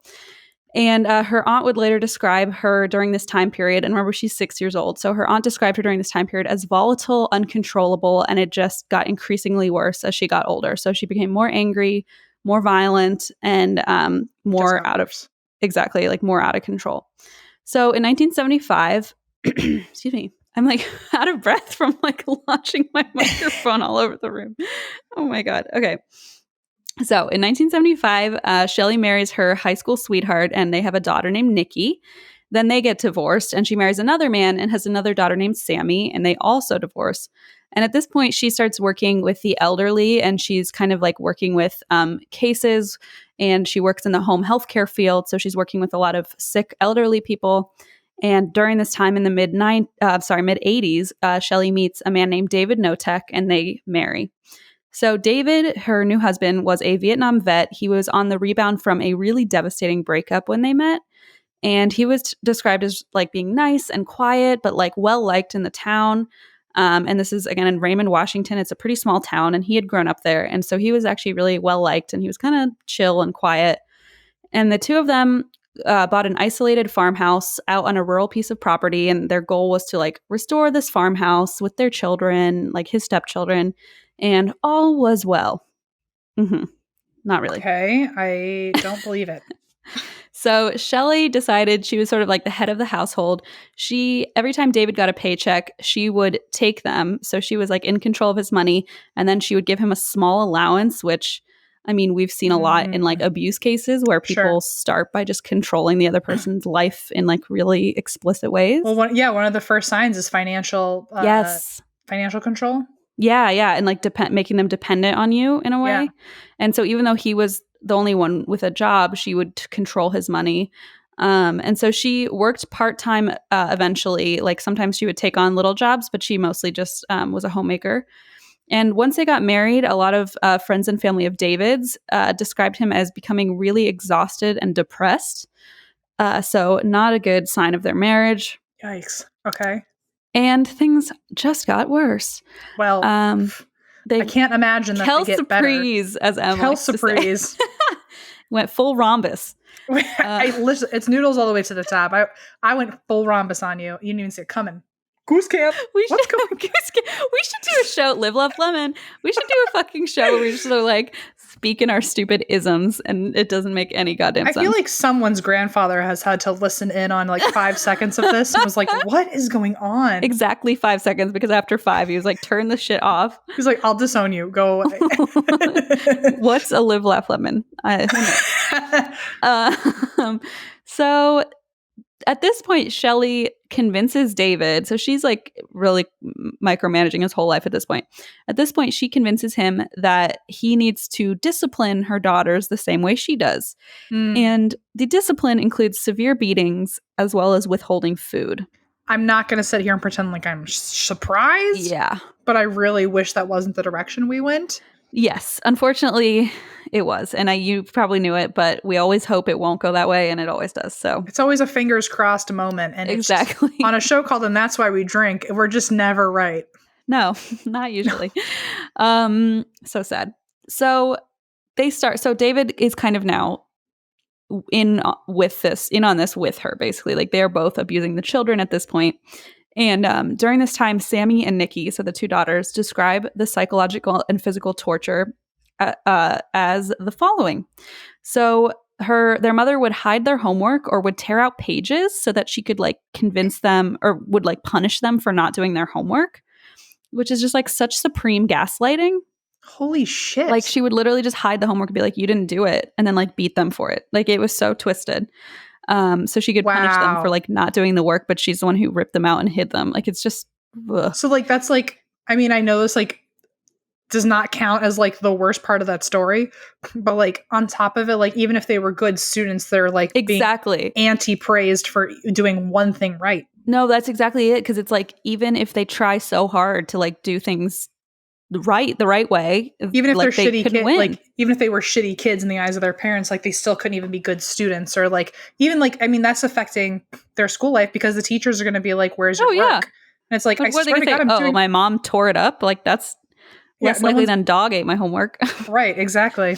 Yeah, it's really twisted. Doing the most unrealistic thing so nobody will even believe them when they go out for help. Yes, which is like creepy ultimate gaslighting. Of like, no, why would anyone do that? And it's like, yeah, nobody knows why you would do that. Oh my God. And I'll also add here that like in the TV shows about this case, the daughters are typically referred to as with different names because they were children when this happened. So their names in the shows were Megan, Dana, and Whitney, and Leslie, Dana, and Whitney. And their names were kept out of the early reports. But since then, they've done so many like interviews, and they had a book written about them. And so that's how we kind of know their real names, which is why I'm using their real names in this case. Wow. So in addition to the homework thing, their mom would regulate when they could use the bathroom, and they would receive severe beatings if they went without permission. They would be, I will also say, like, this is a very brutal case. I mean, it's just really, well, I mean, I guess you've already noticed that, everybody. So probably don't need to tell you that, but. Yeah. Also, water's wet. Got it. Also, there's crime in this, and it's true. Right. Okay. They also were locked in closets. They were subjected to this thing called wallowing, where Shelley would wake the girls up early on really cold mornings, force them outside to roll around in the mud while she sprayed them with a hose. So like extreme physical abuse too. Of yes. Like regulating their temperatures. Yes. Unregulating them. Unregulating You're regulating them. Yes. And like starving them, etc. Like controlling their bathroom habits. And then after, classic abuse, after the incidents, she would shower them with affection and gifts and win them back over. And then, obviously like Jekyll and Hyde turn again. So in the late 80s, Shelley's nephew, whose name was Shane Watson, came to live with the family. And Shane also had a rough early life. His mother had struggled with addiction, was in and out of jail. And his father, who was Shelley's brother, was in a biker gang. And he was also in and out of jail. So he didn't really have a stable home life. But he was described as the sweetest young man, tender, and an all-around good kid. And Shane had been living with his grandparents. But at this point, Shelley was like, you know what? You need a regular, normal home life. We can provide that for you. Bullshit. And you can come live at our place. And he was like, great. So he came and lived with them. And at first, Shelley and David treated him really well. He was like a new member of the family. But yeah, exactly. Stepping or treading lightly at first. Treading lightly. And then pretty quickly, it turned into the same abuse that they subjected the girls to. And Nikki says, one of the daughters says that Shelley forced her and Shane to slow dance naked in the living room when she was 13. So this is her cousin. And Whoa. Shane started to hate Shelley for obvious reasons. But they're all just terrified of her. So there's not really much they can do. She's controlling the whole household. So now it's also not even disregarding how that's like physical, teetering on also sexual assault and that they're naked and shit. But it's also the broader scope of that situation alone is just mental torture because she's just forcing them into these things that they don't want to do. Exactly. And they're living in total fear of her. And then she would do the sweet act and win them back over and then just turn again and become violent. So it's just really bad situation. So at this point, Shane's still living there. And Shelley meets a woman named Kathy Loreno. And Kathy is this really sweet, friendly, and super shy hairdresser from the nearby town of South Bend, Washington. And she befriends this woman, Kathy. And Kathy was originally from Southern California. But her father and stepfather had both tragically died, and her mother had moved them to South Bend Washington for the low cost of living, and it's there that she became a hairdresser. And she was promoted to managing a chain of hair salons, but I guess she wasn't very good at upselling products, and so she lost her job and eventually lost her apartment because she really struggled with maintaining her work. And she moved back in with her mother at first, but they would argue a lot about her boyfriend. And so eventually, in 1989, when Kathy was 36, she left her mother's house and moved in with the Knoteks as a live-in nanny. So I know Michelle or Shelley was like, "Oh, I know you and your mom are having issues, so why don't you come live with us? You can work as a nanny since you'll get, room and board, basically." And how old is this nanny? 36. Okay. So she's 36 and she knows Shelley well and they're friends. So she's like, "Sure, I'll come work." And Shelley and David had just had another child. So they had a baby. Oh my God. I know. It's just like builds and builds and builds. And so there was a newborn in the family now named Tori. And so Kathy moved in basically and was like, "Okay, I'm going to be the nanny in exchange for room and board and take care of this baby."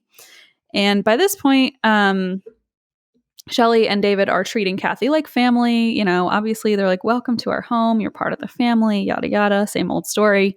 And pretty quickly, according to Sammy and Nikki, abuse toward Kathy starts to escalate as well. So David and Shelley both beat her mercilessly. Apparently, like David would, the kid said David would get really annoyed with her and punch her in the face. And I'm like, that is not how you. No, the nanny. Sorry. Oh, I mean, that's still bad, but like, oh yes. my God. Oh my God. Not the baby. No, the nanny. That's still terrible. Yeah. So they treat her like family and then they start beating her. And he would just get frustrated with her and just punch her in the face. And it's like, okay. So Kathy, remind me again how bad was her relationship with her mom? Like, could she not leave at this point or? So it was one of those things where they would just like mentally, they would treat them so well and be like, "Oh, you're part of the family. And then it would just like slowly escalate to the point where they were gradually trapped her in. Exactly. Like she ended up being pretty much stuck. And it gets worse to the point where like, there was no way to get out of it, unfortunately. I didn't know if she I know eventually like at some point, like when it comes to abuse, you just can't leave, like regardless of what people think is possible. I don't know if it happened early on enough that she like. Yeah, I think that was the exact thing. Because with Shane too, like at first they just were so loving and, kind and would like enfold them into the family. Yeah, it happens super gradual at first. And then it's like so, it's like so smooth on their part of like, oh, they'll, you just don't see it coming. And then suddenly it's just so bad that you're like trapped. Yeah. So in addition to beating her, they forced Kathy to do household chores naked. Hey, when does it get better? When does it stop getting worse? Never. At the end of the rhombus. Just wait. I'm taking you through the many turns of the rhombus about which side. I know how many sides it has. Don't worry about it. Four sharp left turns, and they're all worse than the other. And then we end up in the same very shitty place, the same shitty corner that we started in. So Sammy, the daughter, one time her friend was over and saw Kathy locked outside with no clothes on.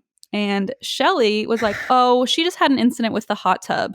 But Sammy was like, "No, they would lock her out naked and just like force her to like wait outside without clothes on until they would let her back in." They also locked Kathy in a pump house on the property, or like one time this is bad. One time they put her in the bottom of an abandoned well and waterboarded her, just poured water onto her to torture her. This is probably one of the sickest ones. So just a heads up. They would deprive Kathy of food until she was starving, and then they would feed her rotting food with maggots in it, and then they would watch her eat every bite of it. Wow. Yeah, that one's just like extra, because to even have the mental capacity to come up with something like that and execute it, like what the fuck is going on in your head? I mean, holy shit. And the fact that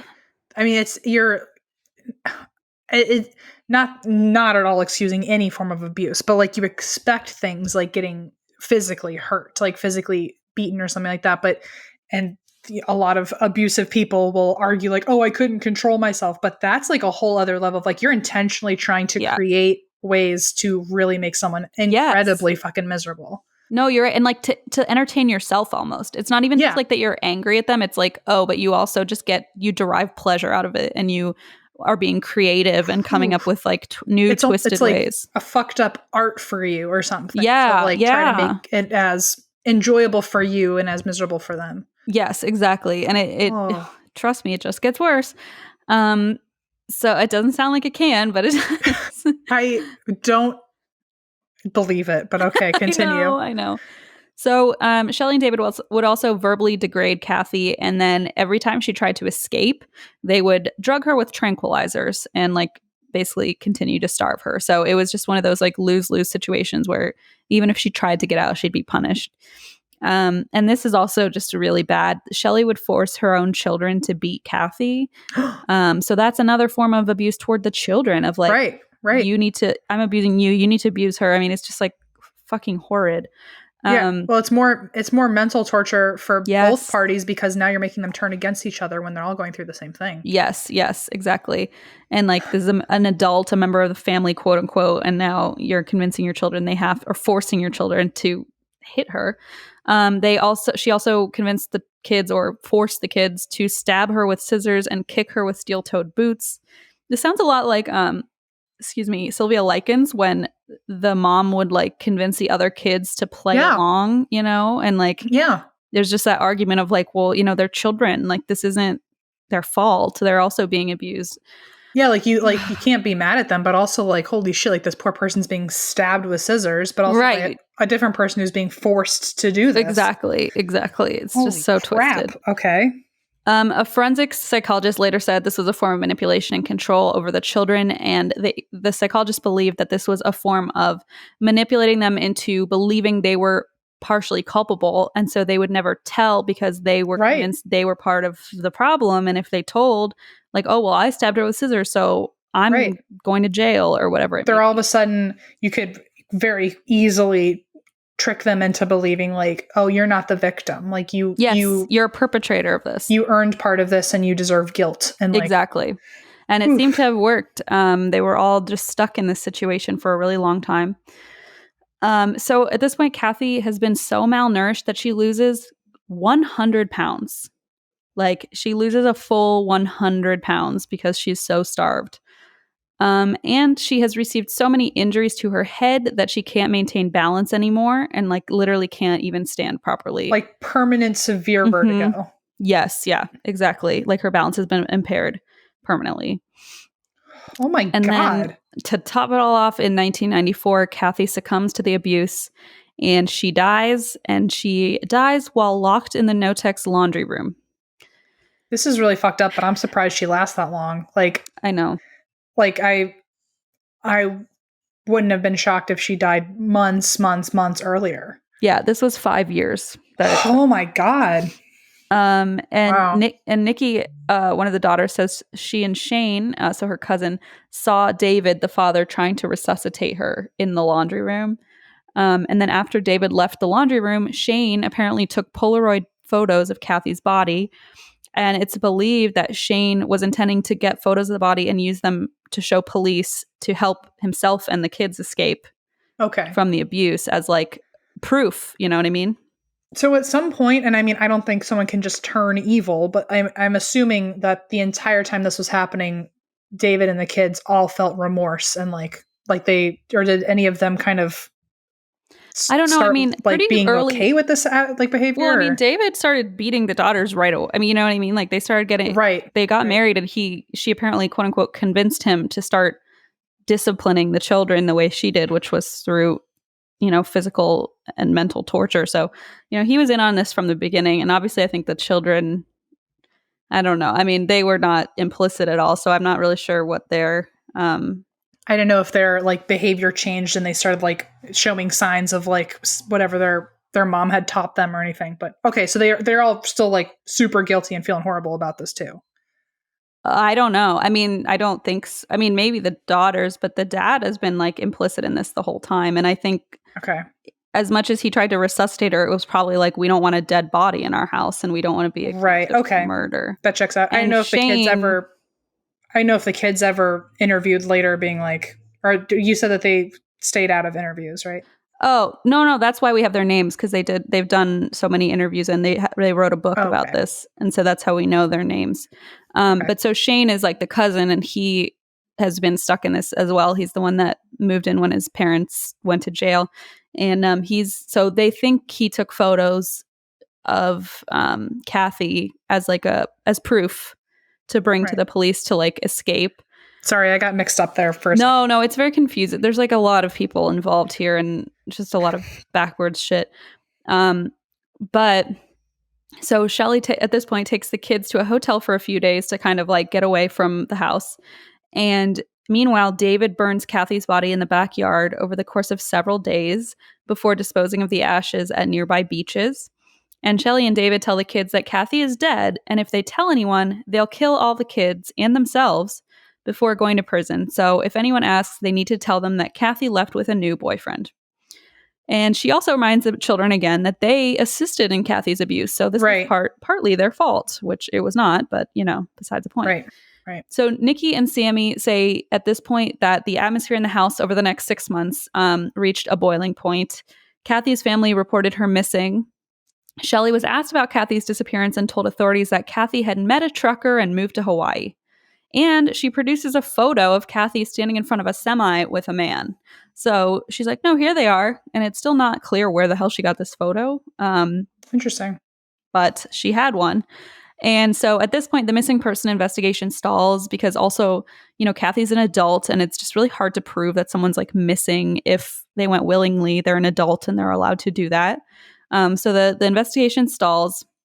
But Kathy's family, the Loreno family, had hired a PI who believed that Kathy had died at the Knoteks, but they couldn't get enough evidence to go to the police.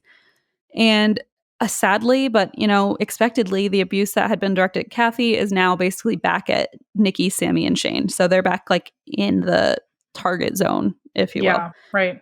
But Shane is now getting older, bigger, stronger, harder to control. And while Nikki is being beaten one day, she accidentally lets it slip to Shelly that Shane had taken these Polaroids of Kathy. And so, because she hadn't known that. So Nikki had seen this, but Shelly, the mom, had not seen this. So in February of 95, Shelly takes the girls to another nearby hotel, but this time Shane is not with them. And Shelly tells Sammy, Nikki, and Tori that Shane went to go live in Alaska because he got a job on a fishing boat. Bullshit. And yeah. And the girls later say they were just so desperate to believe he was okay that they went with it because they were just like, they couldn't wrap their head around the fact that anything Like, I don't want to know. happen. Yeah. So they just basically believed this story at first. But in reality, unfortunately, he did not go get a job in Alaska. In reality, David had shot Shane in the woodshed and was burning his body to dispose of it, just like he did with Kathy's, because he and Shelly believed that Shane knew too much and had the evidence to tell police, and that they would be, in trouble if he went to the authorities. Right. And he and the kids, they like hadn't normalized any of this. They like knew it was fucked up. So like they were definitely gonna. Okay. Yeah, at least he did. He wasn't actually one of their children, and he was older, so I think he was more in a position to like. I wonder why he hadn't. Do they know why he hadn't gone to the police yet about it, or he was just holding? Well, on I think to them, they were just really controlled. Like, I just don't think there would have been maybe an opportunity for him to sneakily go to the police, if that makes sense. I think he was probably waiting for his moment or something like that. It just never came. Yeah, and I think, I'm pretty sure this happened this was I think a matter of months, so this wasn't like a long like he wasn't holding on to them for years. Right, exactly. Gotcha. This was pretty quickly afterward that they decided he was too in the know to keep alive. Gotcha. So, oh boy. So Shelly tells Shane's school, because he's still in school, she tells Shane's school that he has run away, and she reports him as a runaway to police. And she follows up shortly after. I just love how she's so involved. Like, I have more information for you. I actually heard from Shane, she says, and he's fine up in Alaska. Don't worry. And police at this point, like, pretty much believed her because apparently they're in Washington, and a lot of young men, like in their teen years, like, or their late teen years, go up to Oh, Alaska to work. And so it wasn't like that out of the ordinary that her nephew who lived with them temporarily I went and guess got a so. job. You know I'd what I like mean? to think that they would have been suspicious since there was already a missing persons case within a few months. Directed, yeah, Yeah. connected to them. That's a very good point. Yeah, so for I mean, you're right. And one's in Alaska and one's in Hawaii. How convenient. Right. That's a very good point. I that's a little strange. But in 1996, so this is the year after, Nikki actually runs away and she goes into hiding. And Sammy follows shortly after. And so now it's only Tori, who's the youngest, at Shit. home. So Shelly, at this point, I don't even know. I keep saying at this point because I'm like, I don't even know how to like go from point to point because it's just so absurd how this escalates into Yeah. weird directions. But at this point, Shelly tells everyone she has cancer. She does not. And she shaves off all her hair and eyebrows. And she and David just invent this whole storyline that she has cancer, and he knows she doesn't either. But this is just another one of their weird tactics. I don't know if they're just getting attention or like sympathy or maybe trying to misdirect from like the criminal angle. I don't really know, but it's just another weird thing they tried to pull off. And so 1999, this is about 3 years after Nikki runs away. David is away most of the week, and the two eldest girls were gone. So Shelly decides to take in a boarder to live with her at the house. And his name is Ron Woodworth, and he's 57 years old. He's also a Vietnam vet, down on his luck, kind of like Kathy, who needed a place to live. Like, she was being so generous and letting him stay with her, quote unquote. And he had just moved to Washington from California. He didn't have any contacts in the area. Convenient. He had recently been fired, had just broken up with his long-term boyfriend, and acquaintances of Ron's believe he had also started displaying signs of mental illness around this time. So he was like a perfect storm for Shelly to kind of victimize, Sure. Take basically. advantage of. Mm-hmm. So Shelly abuses Ron in a similar manner to Kathy. She would make him do yard work in a robe and underwear, barefoot, and would then make him jump off of things into the gravel and bare feet to like cut up his feet. So he And couldn't then, run? well, and then she would pour boiling water and bleach over his injuries on his feet. I So, feel yeah. like 20 instances ago you said this is the worst thing you'll hear. I know. No, I said it just getting gets worse. worse. Oh my God. And you said, I don't believe you. And I went, okay. It's like, okay, well, let's see. Yeah. So, you might, right? Like you think, oh, so he can't run away. That's a lot. Twisted and fucked up, but logical. But no, she just like wants to hurt Right. people and entertain herself. Like there's not even sort of rhyme or Wow. reason to what she's doing. She just wants to like humiliate people and hurt them. And so, she would pour boiling water and bleach over his feet when they were really injured. And I know I said the word skin slippage last time, But you're gonna again. It's something similar. They said like to slough off his skin or something, the injuries, on his feet. Rough. So just really deeply abusing this man as well. And in the summer of 2001, so this is a couple years later, Nikki goes to the Pacific County Sheriff's Department. She's been hiding for 6 years and is now in her 20s.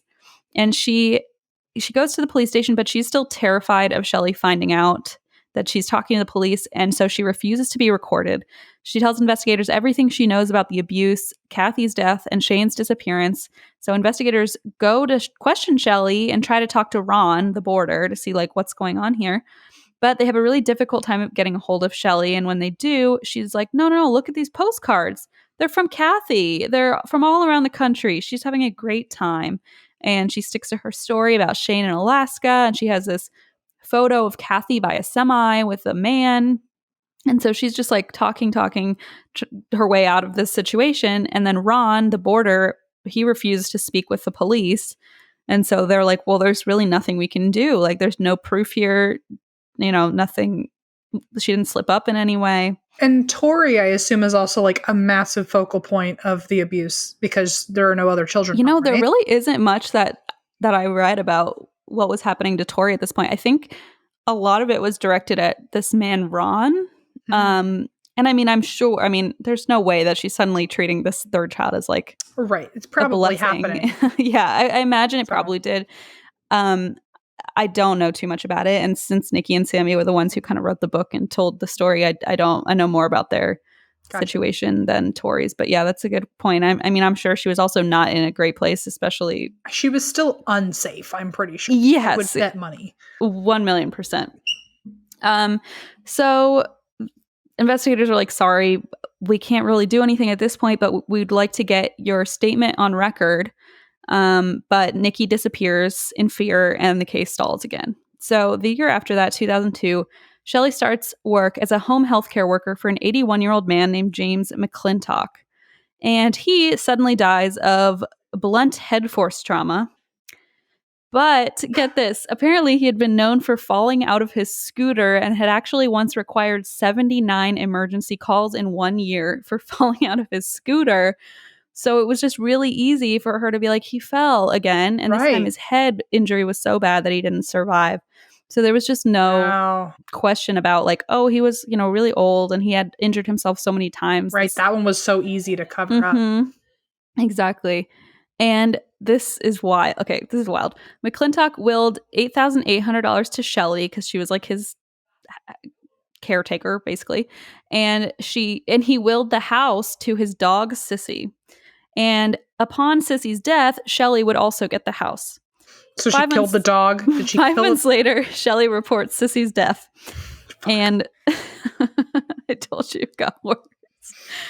And this is nervous laughter, like Em always says. I'm not laughing at the situation. Oh, no. It's so just beyond like, my comprehension.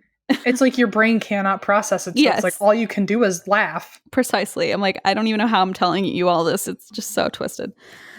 Right. So she reports Sissy's death, which means she gets the house and she sells it for $140,000.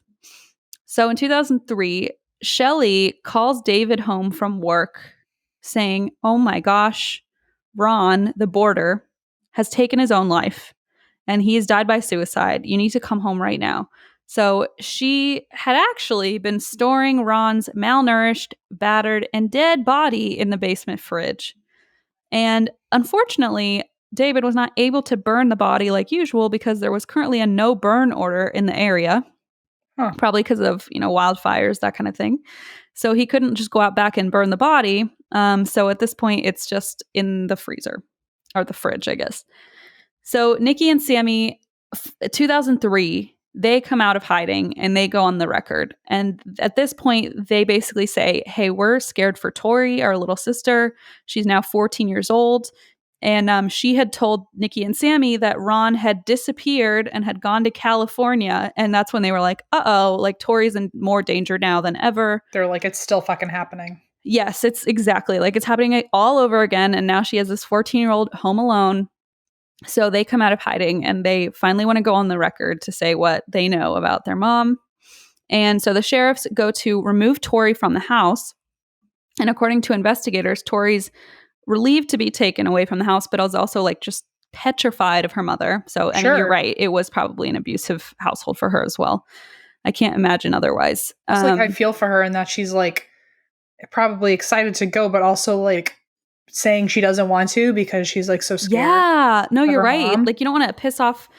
Exactly. Like even when they were in hiding and went to the police, they're still scared that she'll find out that, or like she'll punish them later, or like like tell them that she might say like, I know you were saying things about me to the police, even though she like probably or like wasn't, hurt their sister in punishment or whatever it may be. Exactly. So like Tori's clearly still terrified of her mother, just like the older two are. And the sheriffs are unable to check. So they have like this separate, it's called a pole house. And I guess it's just like a I don't know, like a shed or something on stilts or on poles. Okay.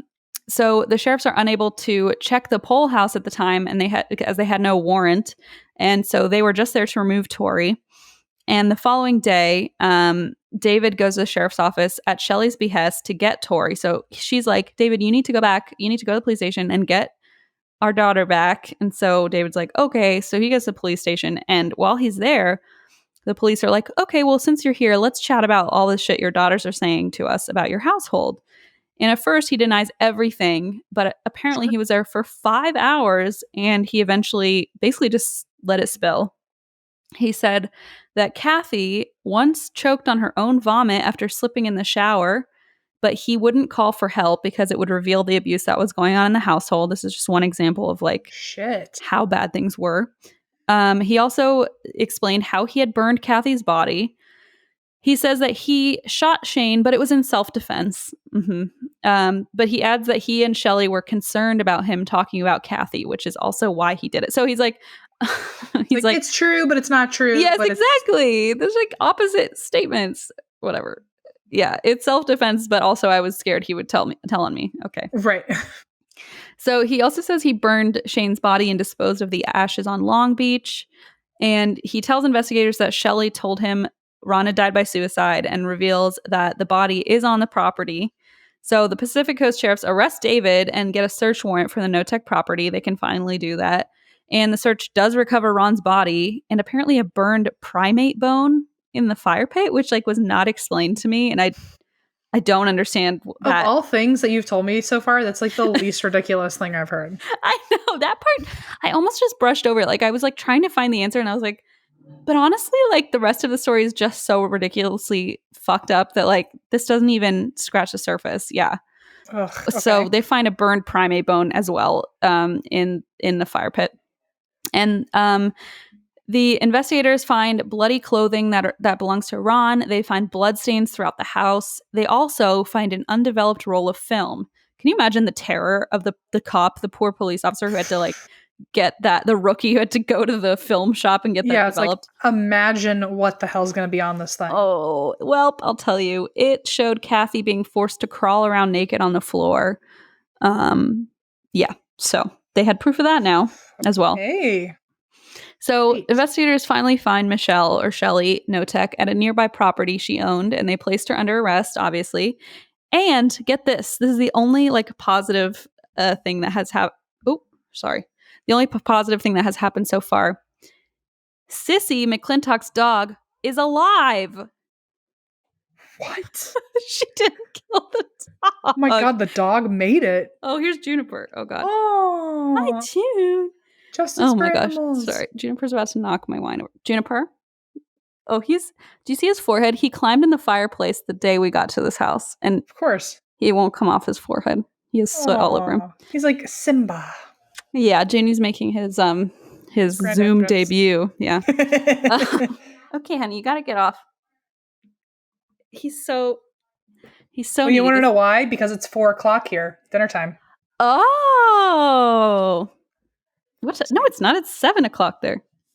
You're right. I saw 7 and I was like, that must be East Coast time. I was like, what time is it here? Okay, sorry.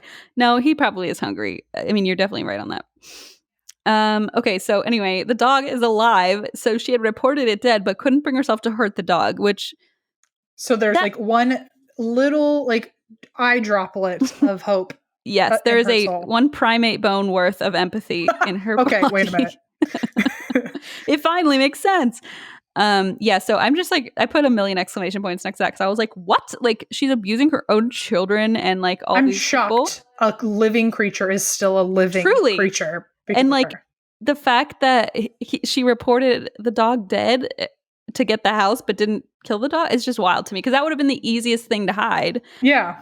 So anyway, I'm very pleased that the dog's alive, obviously, but it's just so backwards that like, because that means she had some sort of empathy, you know? So it's like how you couldn't be a complete, I guess, psychopath.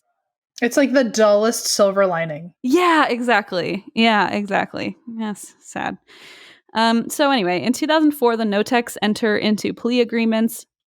Shelley enters an Alford plea, which I think I've only talked about like once on the show before. It's basically you're how do I explain this? You are pleading guilty without admitting that you're responsible. So you're accepting the punishment, but you're still like, I'm not saying I did it. Got it. It's sort of like you can do that to prevent a jury like finding you guilty of something worse. So if you don't think that you're going to get a fair trial, or if you don't think you're going to win a trial or whatever it may be, you can enter an Alford plea and say, okay, fine, I'll accept the charges of this is what she did, second-degree murder and second-degree manslaughter for Kathy and Ron. She received 22 years, but she never admitted that she was guilty. So it's just a weird like loophole, basically. She's just like saying, I I embrace what's coming, but I'm not going to say I'm at fault. Yes, I am martyring myself, I guess, for the cause. Yeah. And meanwhile, David pleads guilty, so he does, to second-degree murder, and he is sentenced to 15 years in prison. So after all this, she only gets 22 years. 22 years for all of the above abuse and crimes. Anyway, so here's kind of the epilogue. So David was actually paroled last year in 2019. And apparently Nikki, Sammy, and Tori have been able to move beyond their abuse, which is just awesome. Like, they really have become awesome, cool people. They all have successful careers and families. They keep in contact with their dad, David. They say without their mother around, he's changed and become just a more loving and caring person. That's good. So he's part of their family now. And Sammy kept in touch with Shelley at first in jail, but she kept asking for expensive lingerie and money. Shut up. So Sammy finally realized she was being used and cut her off and stopped mailing her underwear, I guess. Good. I know, it was about time.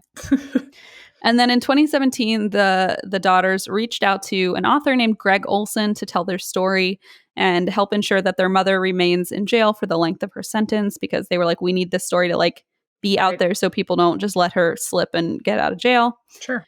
So then in December 2019, so this is like a few months ago, this book was published. It's called If You Tell, A Story of Murder, Family Secrets, and the Unbreakable Bond of Sisterhood. And I looked this book up on Amazon, and it has like unbelievable reviews and like glowing, I don't know the right word, like not testimonials, but like praise from other authors. And it just looks really good. So I am going to #Audible that and listen to that as my next book. So in interviews now, the daughters say they are no longer afraid for themselves, but they are afraid for anyone else that their mother comes across, and if and when she's ever released from prison. So hopefully this book kind of keeps this story alive so that people realize how dangerous she is. Sure. But Michelle Knotek is set to be released from prison in 2022. Shut up. How is she not in prison real for the rest soon? Of her fucking life? Right? And she's only 66 years old. So it's just pretty fucked up. And the daughters say she needs to stay there. So we'll see what happens. She clearly doesn't know a way to stop. Yes, she clearly it doesn't seem like right. Exactly. So that is the story of Michelle Knotek. And thank you for listening, everyone. Wow. All right. Well, thank you, Christine. Sorry for the chaos. Sorry, my cat smashed the computer and I launched a microphone on the floor and everything, all of the above. Yikes. Well, I don't know what to say after. Just come to our live show, June 5th. Come to our live show. And that's it. I thought we were doing our exit. Just be like, we're sorry. And sorry. That's why we drink. Cheers. Drink a lot. A lot.